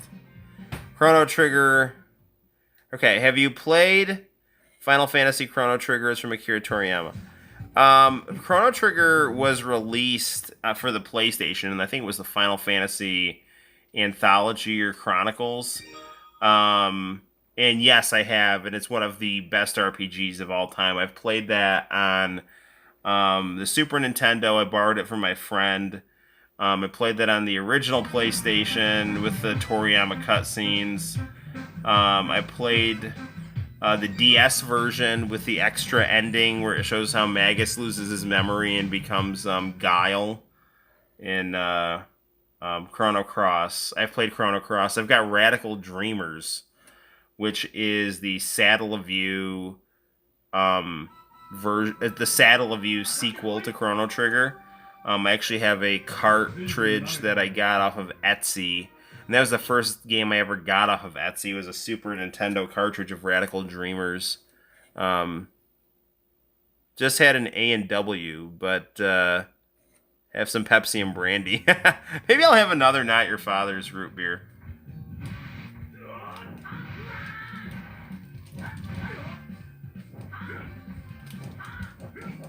I have not played this game in a while, so,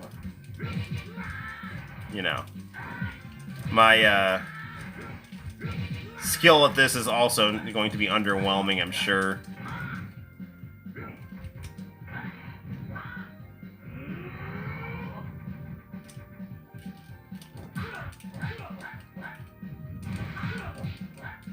Future Trunks looking cool in his 80s gear here. There you go. I thought it was kind of weird that they gave Trunks blue hair in Super, but I mean, in the manga, they always had like Trunks and Bulma kind of go back and forth between like purple hair and blue hair, you know, so I don't know. It's all good. My PS1 and 2 are not broken. Yes, they're totally fine. I think for whatever reason, the PS2 is having a hard time with this game. There might be like a minor scratch on the bottom of it or something. I don't know. But every once in a while, the modded PS1 will come up with that screen that says, please insert a PlayStation disc. So, I don't know. Hopefully there's nothing wrong with the laser on it or anything. I mean, it is a very old game. Not an old game, it's an older console, you know, but I have good luck with my consoles. I take care of them. I don't leave them running for like a million years. The way that they did this character select screen is interesting. Square and Enix working together. Yeah. So what, like having a Pepsi and brandy is like Square and Enix working together? Is that what you're saying?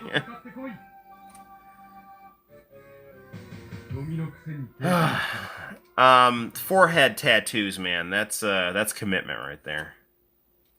Good thing. I think one of the reasons Vegeta blew himself up was to get rid of the Majin tattoo on his head. So, remember there were all those rumors that Piccolo is supposed to be the one that joined the whole Bobbity crew.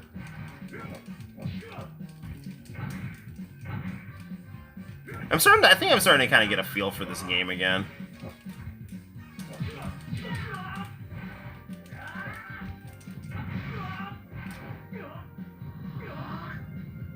They really did a nice job, like, kind of redrawing a lot of the more famous poses from the anime and manga in this game. So basically, you have a energy attack button, punches and kicks here. And you basically have the Dragon Ball fighting system, but not as responsive, but decent. That is what this game is, essentially. And you have, again, very nice original CD soundtrack here. Is there a game or console you bought and sold and you regretted it? I have never sold a console. I had 2 Dreamcasts one time, and I gave it to my cousin's ex-boyfriend because I just wanted to do something nice for him. He seemed like a cool guy. And then he kind of turned out to be like a so-so guy at best. Blue hair, I call it green. Well, I might be colorblind. I don't know. I like Trunks' theme in these games. Yeah, you know what? Hinorobu Kageyama actually did a vocal version of Hikaru no Will. I think it was Hikaru no Willpower is the name of it. Um, and yeah, so look that up. Do Hinorobu Kageyama Hikaru no Willpower Trunks. It's a great vocal version of Trunks themes from these games. So it's good stuff. But I've never sold the game console. I'm very much into hanging on to them. Like, I would never buy a console and sell it unless I had multiples of it. So when I got my modded PS2, the guy who sold it to me on Etsy, he, was really kind of embarrassed that it took him so long to get it to me. So he kind of forwarded me the import Sega Saturn and said, pay for it later, which is actually really nice of him to do. And he said, I can give you a discount if you give me something, I'll give you an even bigger discount. Because he actually did give me a $50 discount off the modded Saturn. And anyway, he's like, well, you could send me your old Saturn. And I was like, I don't want to send you my old Saturn because that was what I got. That was my second console, I said I would. I offered to send him my fat PS2 because that is, it works well enough. It's missing the front to it. So, how about video games? I tried to sell, I think it was Kessen 2 to GameStop because the disc didn't quite read right. And they said, we'll give you $2 for it. I'm like, no, I'll just keep it. I sold all my video game stuff for drums a couple of years ago. I use emulators now. I do miss my Dreamcast. Yeah, whatever works for you, man. Everyone's different. But I gotta tell you, I've never actually sold anything major, video game or console. And that's why I have the collection that I do. It's not like I'm, strapped with cash. It's just that I have held on to the stuff that I've had since I was younger. And I just, try to take care of it and keep accumulating, stuff that I'm passionate about. So like I said, if I got a double of something, I'll think about it. But if I don't, no. I had a friend one time, this is when I was single, and he's like, oh man, you should, sell your video games and get an apartment. And I was like, yeah, no, I'm not doing that. And in fact, when I was dating, it was kind of like, if I ever, when I got serious with my wife, it was like, I told her, it's like, I'm not getting rid of these games if you move in, it's not that the games are more important than you. It's that, I don't want to be with someone who doesn't appreciate what's important to me, if I was in a situation where, God forbid, the house was on fire or something, and it was like, I would save you before the games, but I don't want to be with someone who's like, get rid of these, they're stupid. No, these are important to me. I collect them, And she got it, and she buys me games, which is, if you can find it. She's not into pro wrestling, which would be kind of the ultimate. But if you got a woman who buys you games, that's something right there. All right. I thought. Okay, so I bought it for $45 with the controller and everything, and I sold it for $90. Your Dreamcast? That's a good profit. I actually have a game that I bought at GameStop for peanuts, and it's actually worth, I think, over $100. It's Pocky and Rocky. For the Game Boy Advance, and it's a good game. It's like a shmup with fun chibi graphics.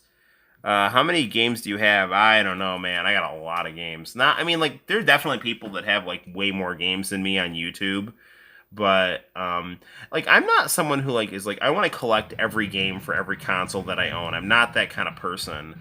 I just want to get the games that I like, the genres that I like, the games that I like. So, and I have, a lot of games that I like. And I have a lot of games for the original PlayStation. I have a lot of games for Sega Genesis. I have a lot of games for the PS2. I have then I have, like, I think really good libraries on things like the Sega Saturn and the Super Nintendo, the Sega Dreamcast. I mean, I don't know. I just try to get cool fighting games and RPGs and platformers that are of good quality on my consoles. You know, I just try to hit the games and the genres that I like, and I feel like I've done a pretty decent job at that. So we had a little bit of a slow start, but now we're rolling pretty well with Vegeta here.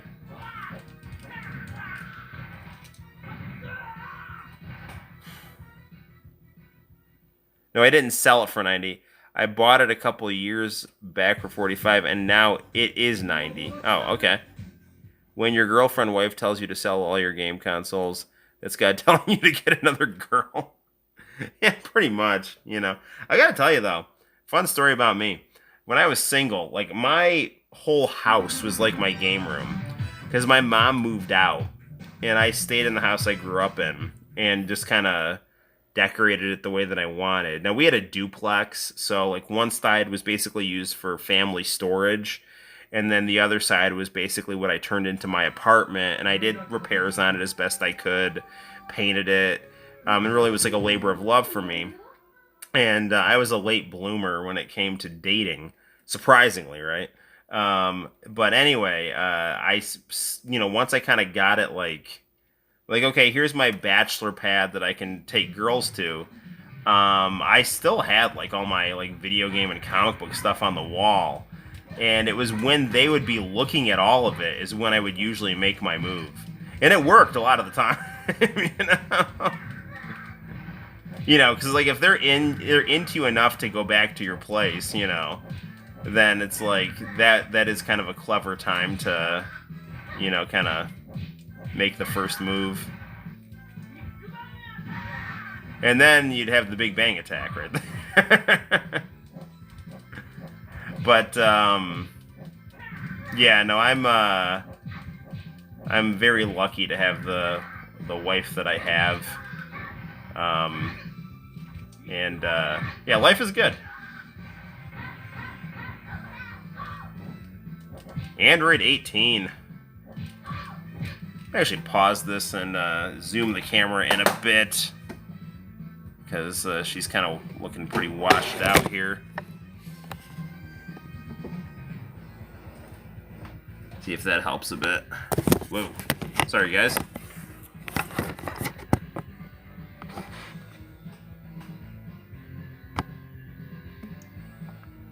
That's not really helping. Yeah, that is helping a bit. Okay, that's a bit better.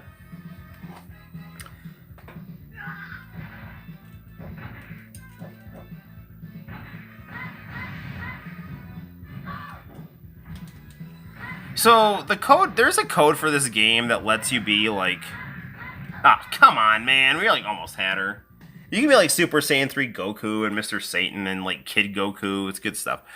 Too many people abandon their former hobbies just to please their newfound partner. It's good to see that you didn't fall into that trap.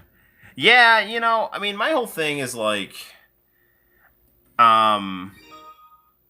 just be the most complete version of yourself possible. I mean, I'm not like any like self-help guru or anything like that, and certainly there's been bumps in the road, but I think if you're, you know, willing to find out what other people are interested in and try to engage that yourself, if you're okay with that, while at the same time hanging on to what's important to you, that's a good way to be. It's so hard to find a wife that respects and lets you collect many video games. Yeah, you know, like, but...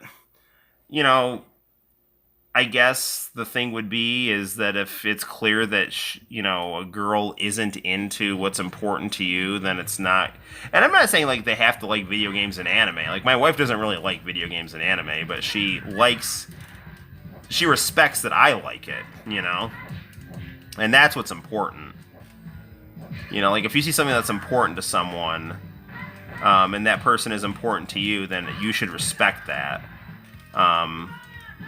But yeah, I wouldn't want to be with someone who's like, no, get rid of this stuff. Like, it's like, no, you know, I wouldn't tell you to get rid of something that's important to you, you know?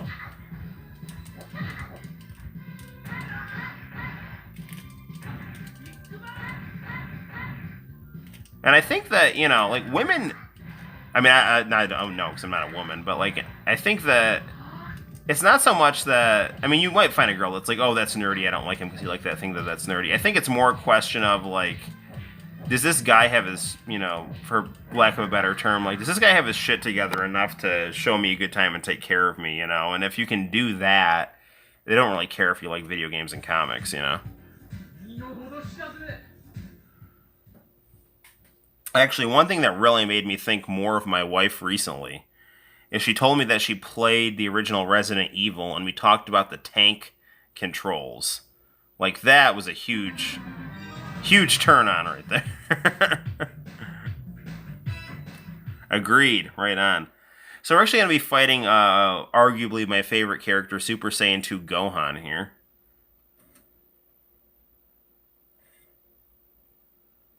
Like, I'm not saying, like, if you're out at the bar, I mean, unless you can, like, kind of cleverly slip it in. I'm not saying, like, start with, like, you know, hey, do you like Super Saiyan 2 Gohan? Because then you're going to get maced.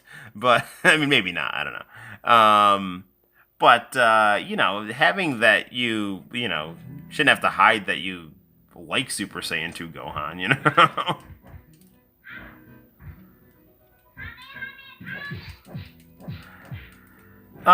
It's actually really interesting. A lot of these Dragon Ball games definitely were fairly slow-paced for such a fast-paced anime.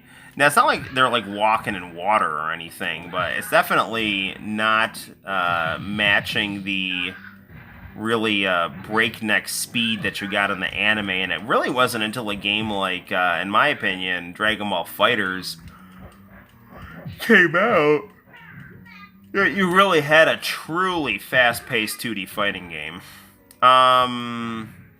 Hyper Dimension was pretty good. I like this game quite a bit, though. I think this game is underrated. I think this is an underrated fighter. Oh, Diego, you know what another underrated fighting game is? Street Fighter Real Battle on Film, or Street Fighter the movie, the game. That game is really underrated. People think that game is bad, and it's not bad. It's Street Fighter 2 Turbo with digitized graphics. Like, I don't get the hate that game gets. Like, oh, it's a Mortal Kombat ripoff. Dude, any game that's, like, digitized, like, yeah, it's borrowing aesthetically from Mortal Kombat, but it's not a ripoff. The fighting engine in that game is way better than the fighting engine in Mortal Kombat, and that was a cool move to finish me off with there.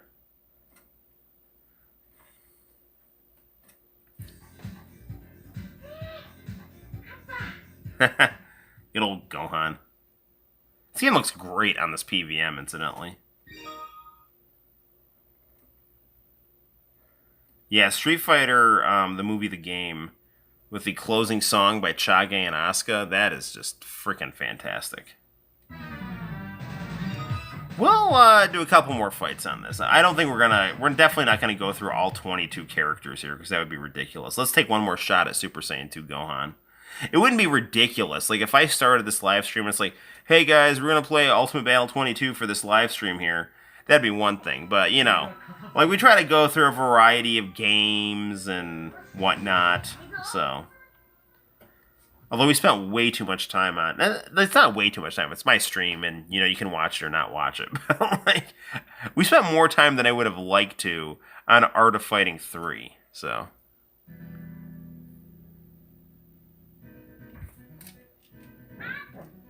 This was an interesting music choice for Gohan here. Especially since you had, like, really cool songs like Spirit vs. Spirit. You know, when he turns into Super Saiyan 2. You've got this, like, weird, cool piano song while we're fighting in this 3D version of the Cell Games arena.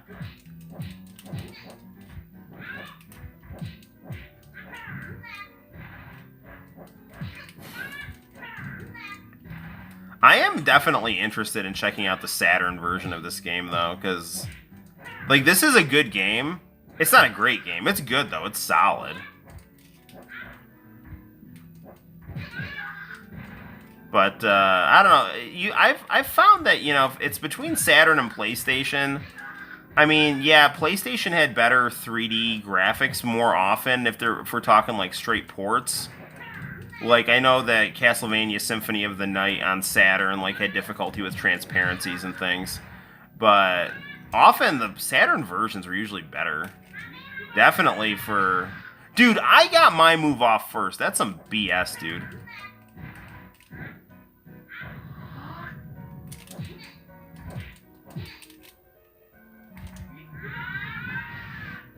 What the freak? He took that, he ate that shot and it did, like, no damage. The Street Fighter movie fighting game, I would go to my favorite pizza restaurant and play that game religiously. It's an OG game. That's cool, man. You know what's interesting is, like, the arcade game and the actual console game apparently had different fighting engines. Now, I have not played the arcade ROM of that, but graphically it looked a bit more impressive than the Saturn game. But the Saturn game's gameplay, I really liked. It's super smooth. And the soundtrack on it's great, and it's got Chage and Asuka doing a music video at the end of it. And the graphics are still really good. So I prefer the console version, I think, to the arcade version, but the arcade version also looks awesome. So, you know. You know Vegeta's bad because he's got those veins popping out of his arms. That's it's a sign that you're an evil dude. My cousin, she was like older, she's like older, like in her 60s. She had this thing where, like, if she saw you had a vein popping out of your forehead, she thought you were evil, and that's how she knew OJ was guilty. You think I'm joking, but I'm 1,000% serious. Now, is OJ guilty? I don't know. Probably, but I like to give him the benefit of the doubt because there's arguably reasonable doubt, but he's probably guilty.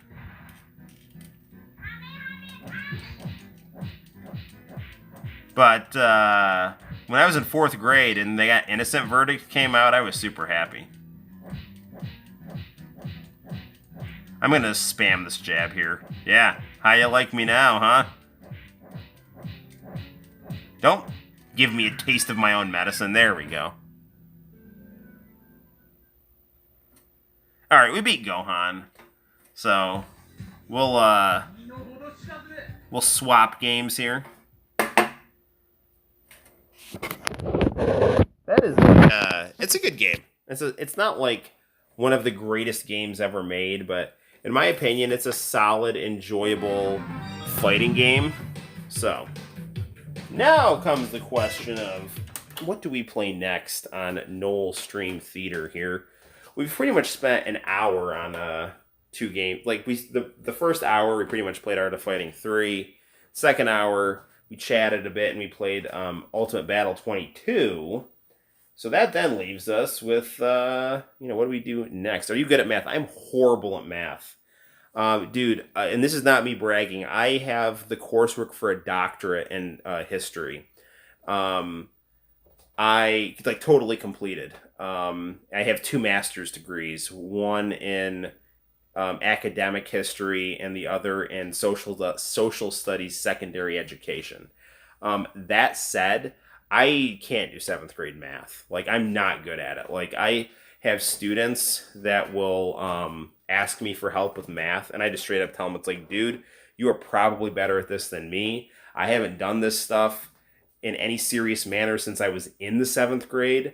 I'm not saying that math isn't important, because actually I think philosophically math is extremely important, because whenever anyone tells you that there's no truth, you can always say 1 + 1 is 2, and then they have nothing, because there is a truth beyond your own will.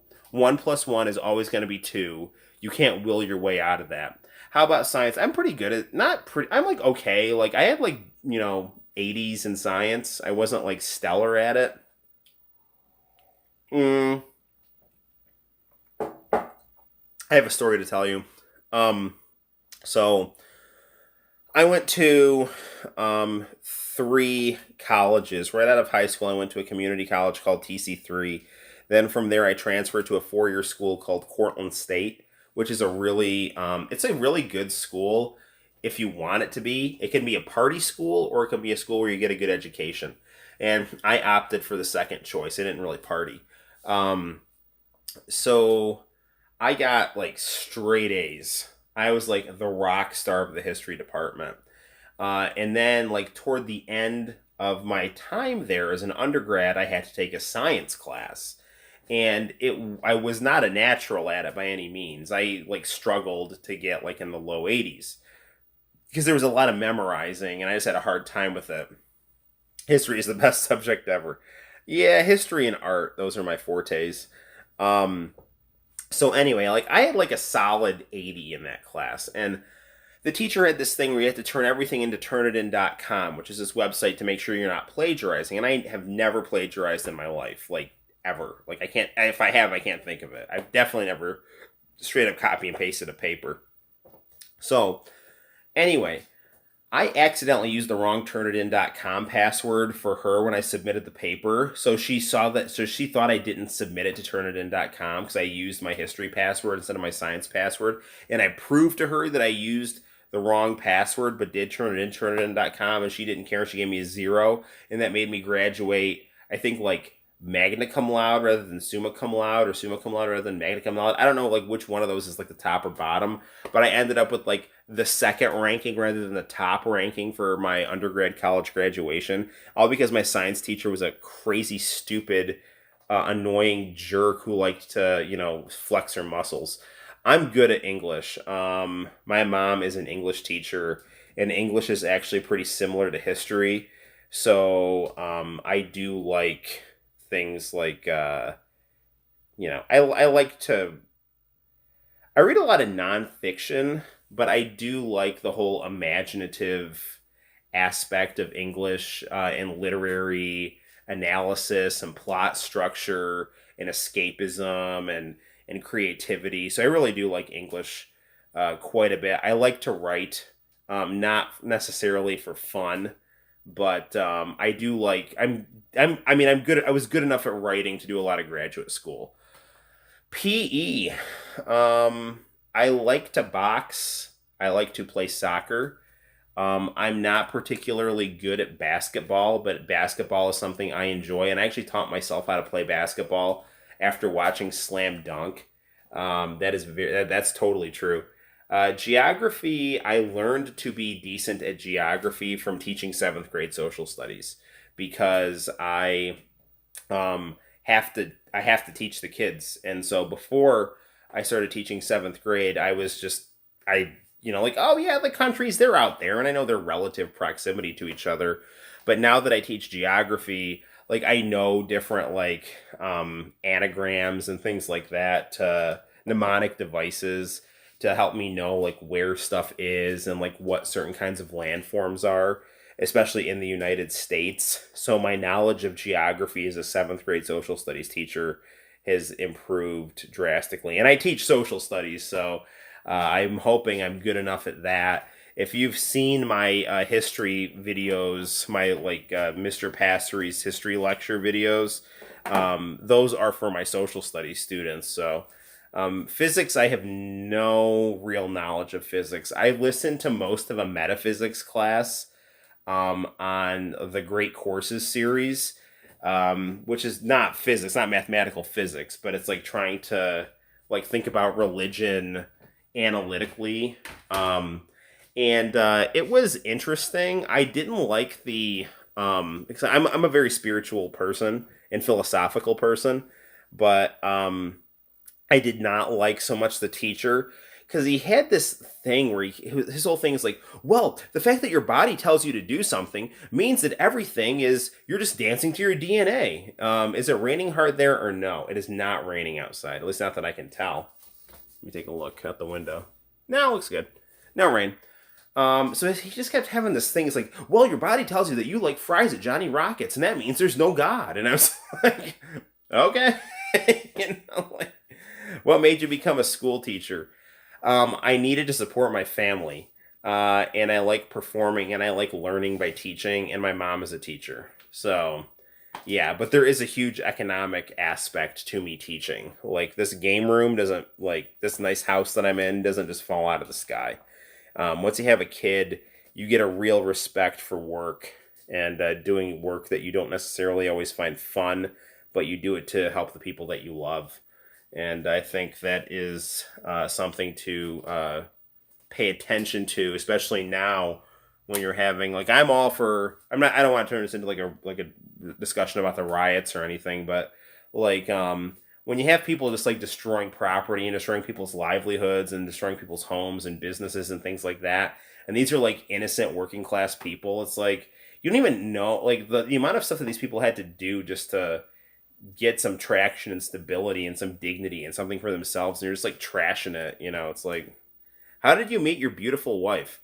Fun story about that. Um, Online is the short answer, but the deeper story is she literally lived around the corner from me, and I didn't know she lived there. She went to high school with my best friends. I went to Cortland Christian Academy, and my best friends went to the public school. She went to the high school that my best friends did. Yeah, it is similar to like the Rodney King riots, which went, yeah, yeah, agreed. Agreed. Um, so anyway, here's a story about how I met my wife. I was a bit of a late bloomer. I finally got myself in the game as far as like the dating game, and was having some decent success at it.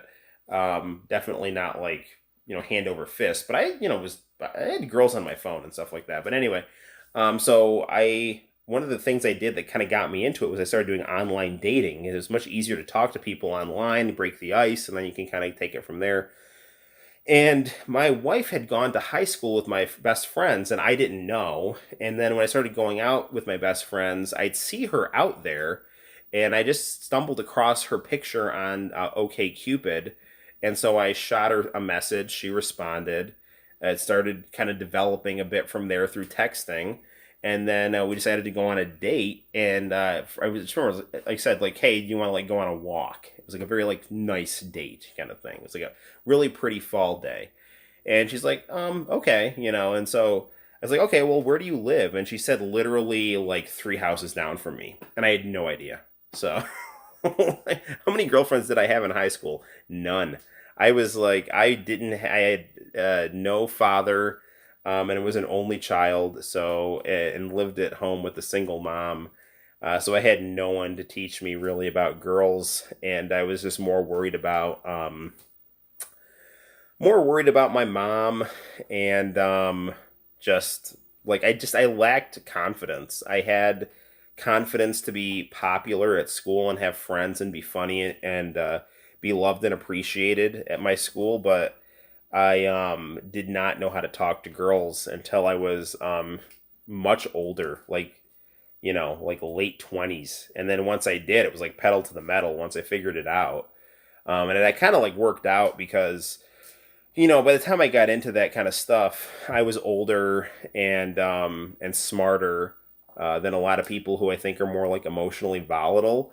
But at the same time, you do lose a lot of time, but I don't really have any complaints, so to speak, because I did get to date some really nice girls on different levels of niceness. So both internal and external. So, and then I landed a really good wife. So, um, yeah, but late bloomer in high school. And I think there were like girls that liked me, and I was just too oblivious to either understand and just lack the confidence to even try to cultivate relationships because I just didn't know, um, I didn't know how to develop that part of my personality yet. Am I reading any good books now? Hello, Aurelius Prime. Um, no, maybe I don't know. I not really like my whole thing is that I'm someone with a big background in history, and I like to read, like Jean Baudrillard for philosophy. So I don't really read like a lot of fiction. I'll just like once in a while, like I have a study upstairs with all my books from college and books that I've just bought, and it's more like I'll like pick up like Noam Chomsky books here and there, or like a Baudrillard book here and there, and just thumb through it. And then for my fiction, I this is gonna sound like stupid, but I'll just like read. Um, I'll just read like comic books and graphic novels and Japanese RPGs. Like that's my fiction. For like reading, I'll do like academic reading, and then for pleasure, I'll play like Final Fantasy 7, you know? Like my wife has always got these books on her Kindle where it's like, oh, I'm reading this book about this female lawyer, and I'm like, okay. Like she will read just for like light reading, But and that's awesome. But for me, like my light reading is like I'm gonna thumb through an X-Men comic book from 1992, and then I'm going to play Phantasy Star. And then if I want to like try to stimulate my brain, I'll either listen to a Rick Roderick lecture on YouTube, or read like Noam Chomsky or Jean Baudrillard. And I actually think Chomsky's been caught a bit flat-footed on I love Final on some current events, but he is, I think, he's incredibly intelligent, and even if he's a bit one-sided with the way that he describes things. Love Final Fantasy Tactics, best strategy RPG ever. I need to play Final Fantasy Tactics. I'm not that into strategy RPGs. I like them. I've beaten the Tenchi Muyo strategy RPG. I've done a lot with the Capcom Namco Sega strategy RPG crossovers. I have Final Fantasy Tactics. I've dabbled in it. I've liked it. I've never beaten it. I'm more of a turn-based RPG guy. I do like strategy RPGs. I've just not done a ton with them. Do you prefer book or tablet book? I do like tablets. Like it's not necessarily like I hate one or love the other, but I prefer hard copy. But when I was in college, I downloaded a lot of books onto tablet and phone, so I could just read them on the go. Will you ever move out of Cortland? I don't plan to. No, I'm very, very, very happy with where I live. That doesn't mean I wouldn't like to visit other places, but I want this to be my base of operations. I don't want to leave this neighborhood because I like the people and the places. So, and Cortland's a pretty humble place. Like I gotta tell you though, people like trash Cortland for because it's kind of like a town with a lot of poverty in it, and there's a lot of idiots here that will do like meth or something like that, but there's a lot of like really good chill people here too. And with all the stuff that's been going on with racial instabilities and things like that, like we have only had peaceful protests here. And in all honesty, like the only people that are angry are like emotionally volatile 20 to 30 something liberal renters, that are, white. Like I don't have like a ton of like I go to a boxing gym, so I have like a handful of African American friends, and like pretty much whether you're like black or white or conservative or liberal, we're all pretty much on the same page that, we all care about each other and don't want people to act stupid, and and everyone there is like a hardworking person. So it goes to show how your life choices and your attitudes and your politics all affect each other. Cortland is probably about, I don't know, maybe on its best day, 25,000 people. I could be off, but that seems about right. So not big, but it still technically categorizes as a city. So yeah. So yeah, all right. So we've done a bit of the chatting style of stream here. Do you consider yourself liberal or conservative? I would call myself a um, Catholic Marxian social democrat. So yeah, there's that. So I think I said this in the last live stream. My three biggest philosophical influences are Jesus Christ, Karl Marx, and Noam Chomsky, and in that order. So I revisit Rick Roderick often myself. He's never been so relevant. I agree. Rick Roderick. This is the deal with Rick Roderick.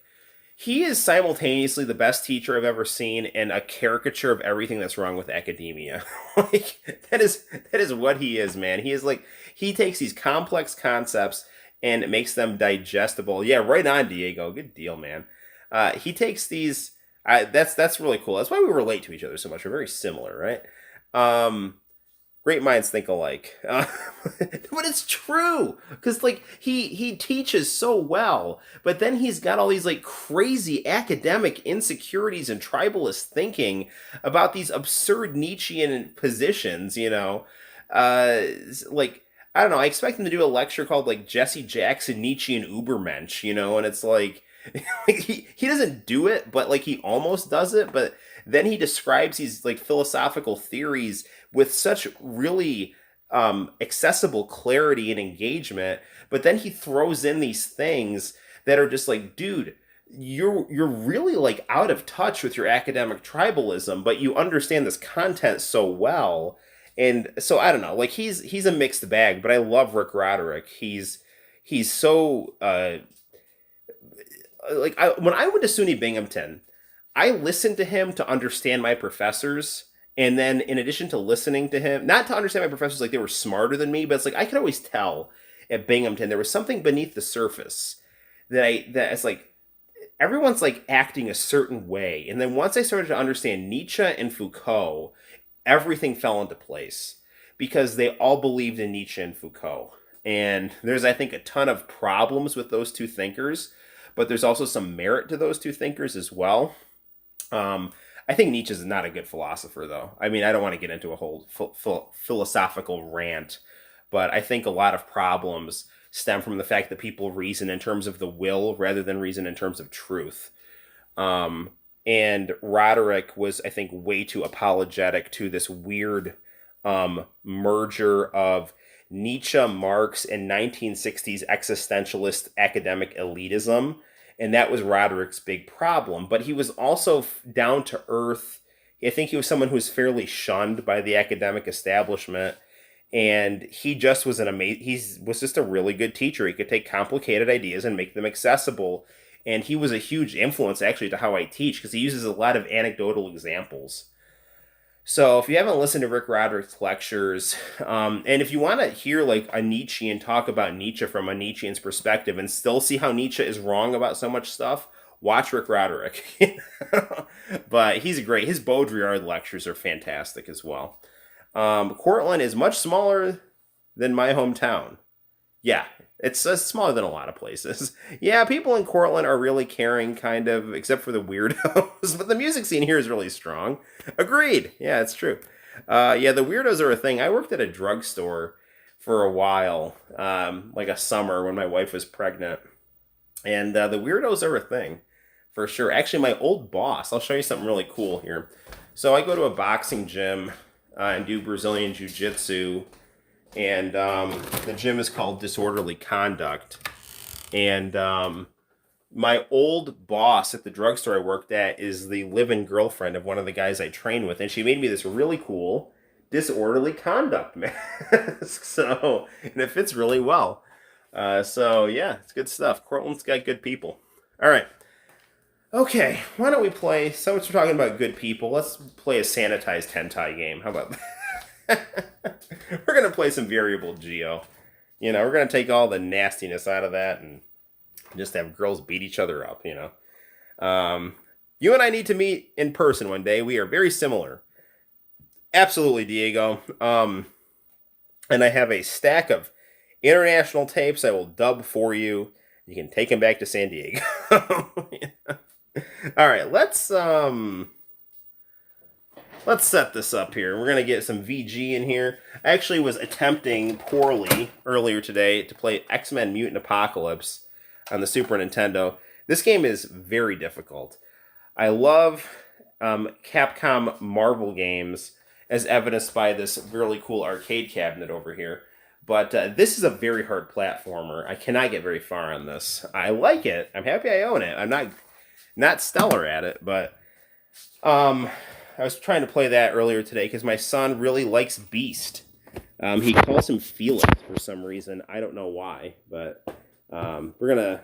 I actually got this game from Buy Right Games again with my money that I got after I graduated from high school. I had a really nice graduation party. I love hentai. All right, man. I mean, like, I'm not going to confirm or deny anything here, but you know,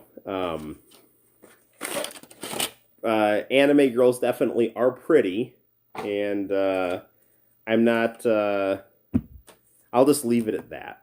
But this game actually is no longer a hentai game when it is made for Super Nintendo, Sega Saturn, and Sony PlayStation.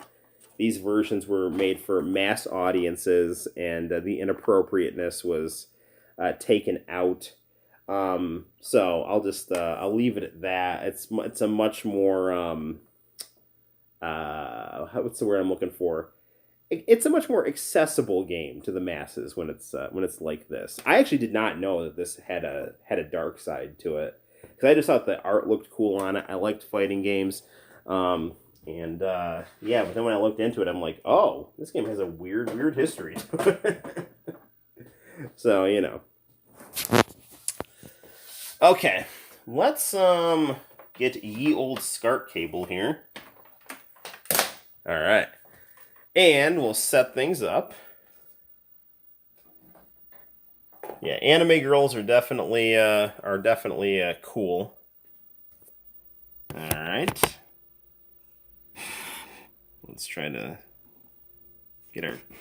I've got my stand here on this Neo Geo box, the Neo Geo mini box. So I'm trying to get it so it positions just right in front of the PVM. Yeah, apparently, I think was it True Sinister that was saying this? That this game originally was on the PC 88, I think. Favorite anime girl? Oof. Good question. I definitely like Videl, when she's got long hair in particular. I like Pris from Bubblegum Crisis. I like... Oh, man, I don't know. That's a good question. I gotta think about that. Videl and Pris, off the top of my head. Yeah, I'm gonna hit the lights. Hold on.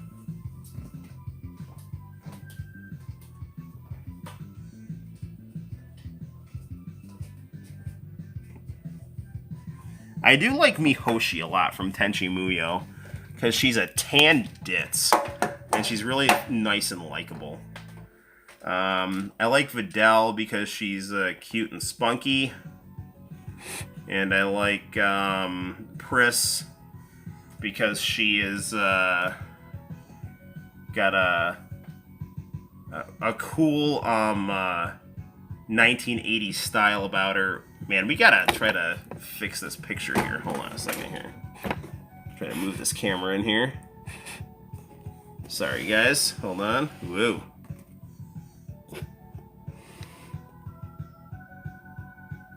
Videl is hot. Yes, she is. Man, I don't know why the contrast on this is so tricked out here. You're trying to put this on the Trinitron here. But, I don't know. There we go. That's better. Alright. Let me find my controller here.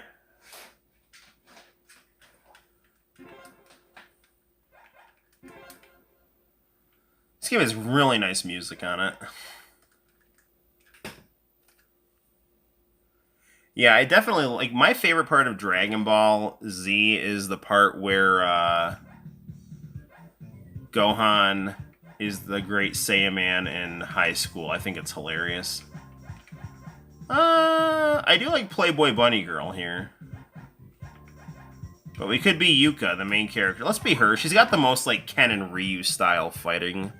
Sailor Mercury, yes. Ooh, yes. Melfina from Outlaw Star. Those are good picks, man. My favorite Sailor Scout would probably be Sailor Mars and Sailor Venus. I do like Sailor Mercury because she's kind of smart, but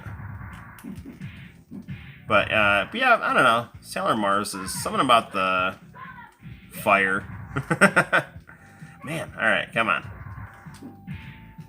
So this is essentially Street Fighter and Fatal Fury with waitress girls.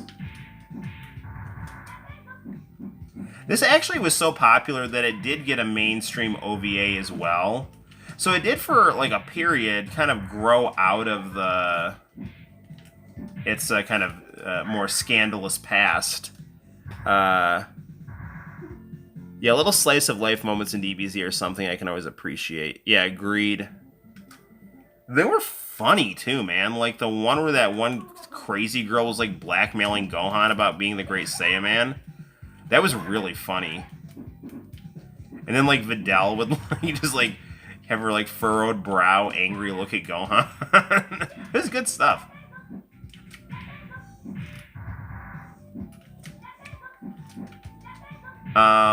Yeah. So people always complain about filler, but I actually think the filler episodes in Dragon Ball are some of my favorite. Like the one where Piccolo and Goku try to learn how to drive. Like, I mean, come on, that's like very funny.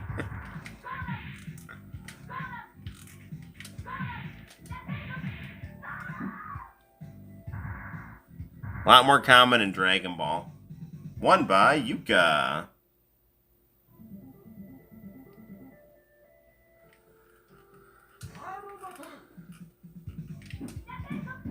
Yeah, Super Famicom was great. I mean, I was a big Sega Genesis person. And when I found out about Super Famicom, like once I got into anime and found out how popular what Super Nintendo actually was in Japan, I got very into it. Like I played a lot of Final Fantasy IX just because I knew it was like a Super Famicom game.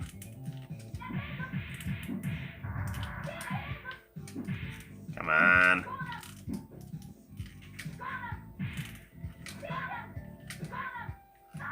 Got her. Great Saiyaman is the real OG in DBZ. I love Great Saiyaman.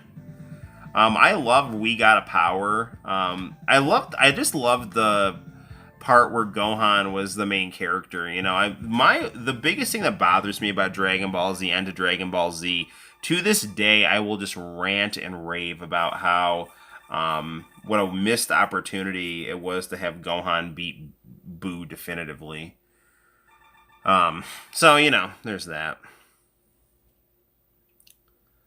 But, you know, I still love... Dragon Ball Z is still my favorite anime. Because if it wasn't for that, I wouldn't be into anime. And, I love Akira Toriyama's kind of cross between cute and tough. But recently, I'd say my big influence more recently now artistically is Hirohiko Araki. Like I've gotten very into JoJo's Bizarre Adventure. So to the point where it's like I really like putting lipstick on all my characters. Not so much that it's lipstick, I just like coloring the lips and eyelids of characters, whether they're like a guy or a girl. It doesn't mean that you still make the guys look tough and the girls look sexy, but you know, making everything look like pop art is something I really enjoyed doing. And it's something I did when I was in college taking art classes too, but now that I have kind of like an anime model for it, it's something I do even more. Toriyama was really at the mercy of the people. Which anime or movie character... I feel like I have the most in common with Gohan when he's an adult and a teenager. I've heard the rumor that people were kind of pushing Toriyama to be having Goku be the main character. I have the first graphic novel of the Buu arc, and it straight up says at the start of it, like, Gohan's the main character now. And if you watch, like, you know, Dragon Ball Z, like, at that time, it's like Gohan is the main character. He's front and center in the opening credits. He's front and center in the closing credits. You know, and I think it just made a lot more sense to have Gohan be the main character because he was very, very tough. He was the toughest one there, but it's like he had to kind of struggle with things a bit more than Goku in terms of engaging his fighting potential, even though he had a greater potential than anyone. He was smart and goofy, you know, so...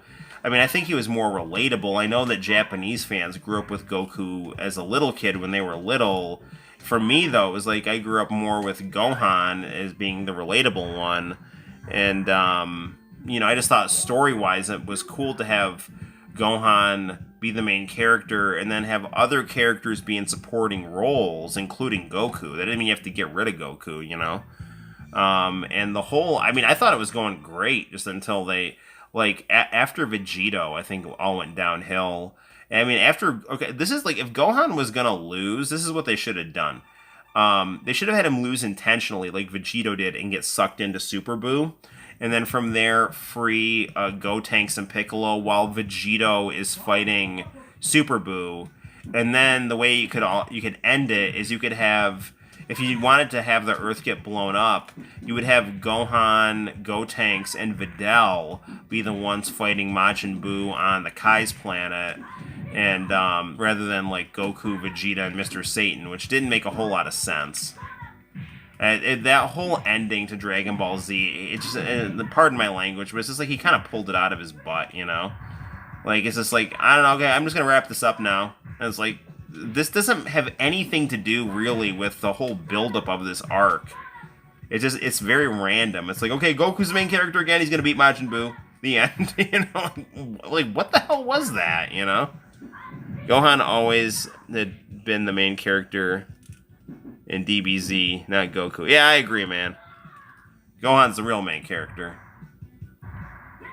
Right on, bro.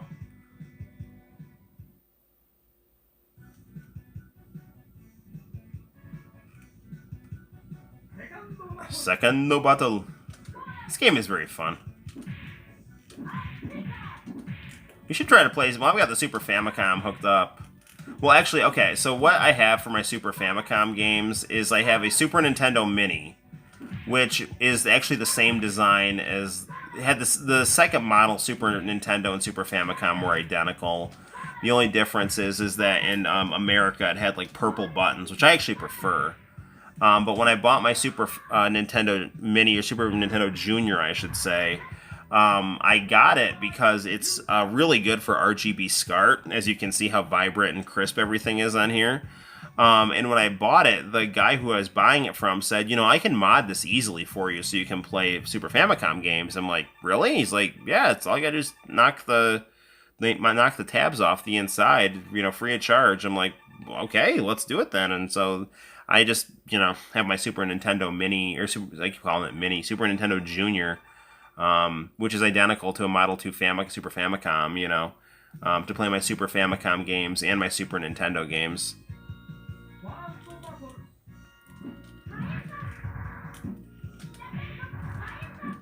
I've heard that, you know, the Saturn and PlayStation versions of this game are also good as well.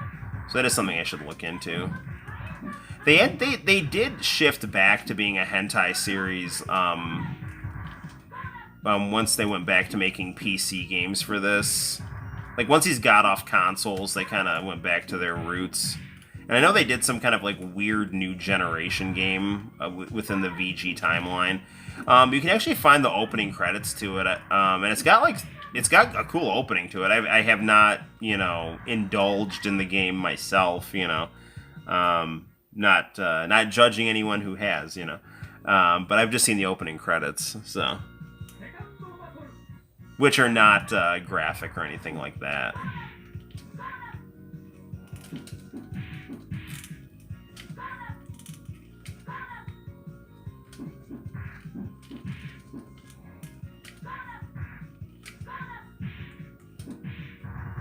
There are some really, I did review this game on the channel. I have not seen any of the animes of this, though, that are non-hentai. They're just, like, kind of sexy OVAs, but, there are some people who do some really good reviews and back history on this series on YouTube, including the OVAs, so check that out if you're interested.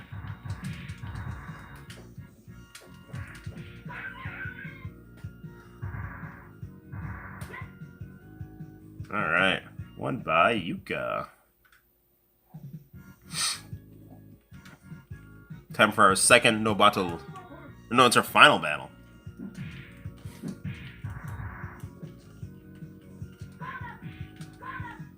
Very smooth controls here.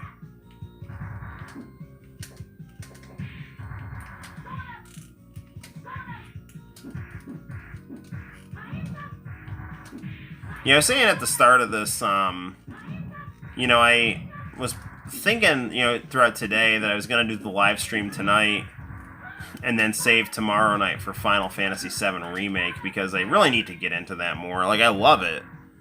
I'm really, really into it. I just either end up being too tired to play it after I wind down the day, and then I end up doing these live streams, which I really, really, really like doing, so... the other thing I want to do is I want to review Mermaid Scar, do some more anime reviews on the channel, and also review Fatal Fury Wild Ambition, the 3D fighter Fatal Fury. That is really, really good.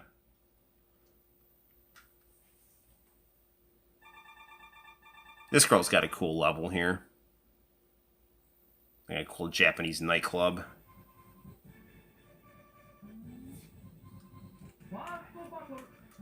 So when I got Art of Fighting 2 on the Super Famicom, I was like really struggling to get the geese code to work. But then once I realized, like, oh, you're just kind of sliding your finger on the D-pad like it's a super move kind of thing, that definitely helped. So I can pretty much get geese every time. Sometimes it takes a couple attempts, but definitely not a huge difficulty like it was when I first got it. Ah!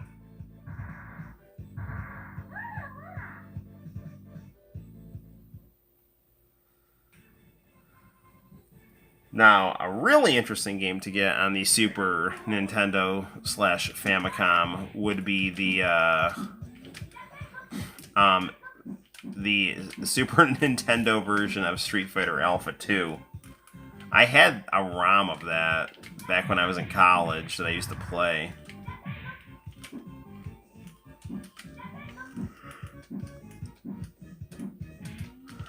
It is really impressive how far both the Super Nintendo and the Sega Genesis could push themselves.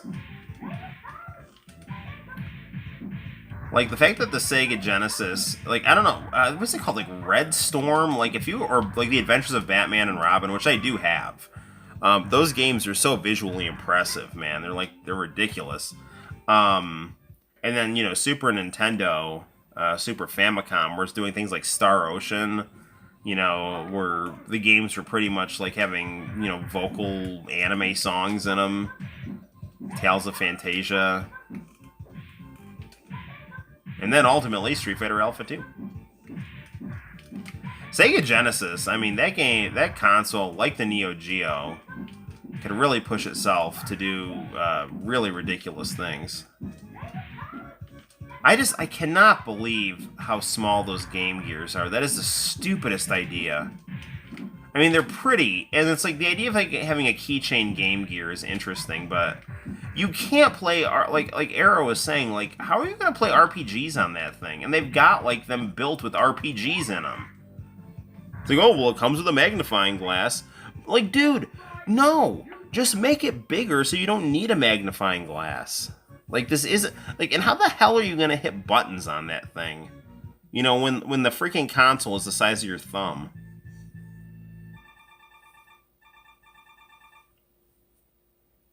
I mean, you could easily make a Sega Game Gear the size of a Sega Genesis or Mega Drive Mini.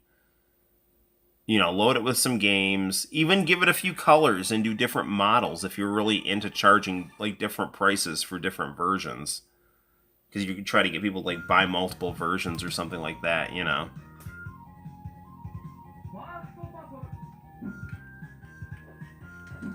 Man, I cannot get over how smooth the gameplay is. I mean, the sprites are, they're very nice as well. Like, they're not that huge. Like, they're not as expressive as the sprites from, like, Street Fighter, but they're still really well designed. And the music's great.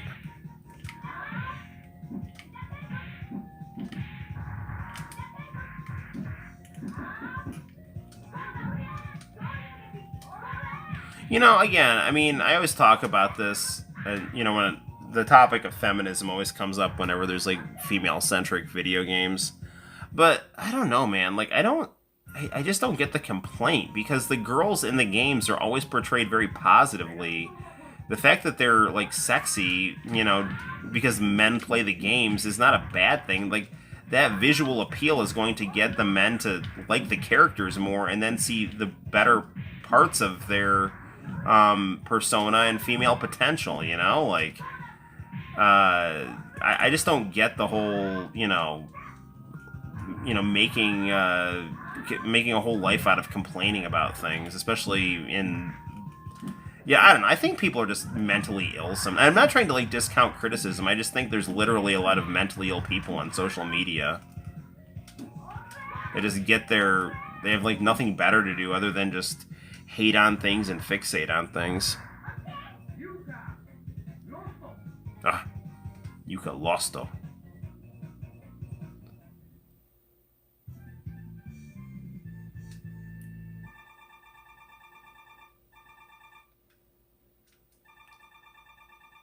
Well, this game has been a lot of fun, but I think we might want to play a different game here. Now, in our last live stream, we did some Capcom versus Tatsunoko, so we could pick that back up, which is a really good game. We could stick with the Super Famicom and play some Art of Fighting 2, which is also a very good game, which, is definitely more accessible than the Neo Geo Art of Fighting. Or we could dive into the wonders of the PC Engine Mini, which does have some very interesting games on it. We have yet to play... We also could do, it's called the Cheeky Boys on the Sega Genesis, but it's called the Wonder Twins or the Mega Twins on the US arcade release. So that would be another good thing that we could check out. So does anyone have any preference or suggestions for a game to play? There's always Mortal Kombat Trilogy. That's always a fun one to dive into. So, what do we got? If no one says anything, I'll just pick something. Bushido Blade, we got that too. That is a cool game.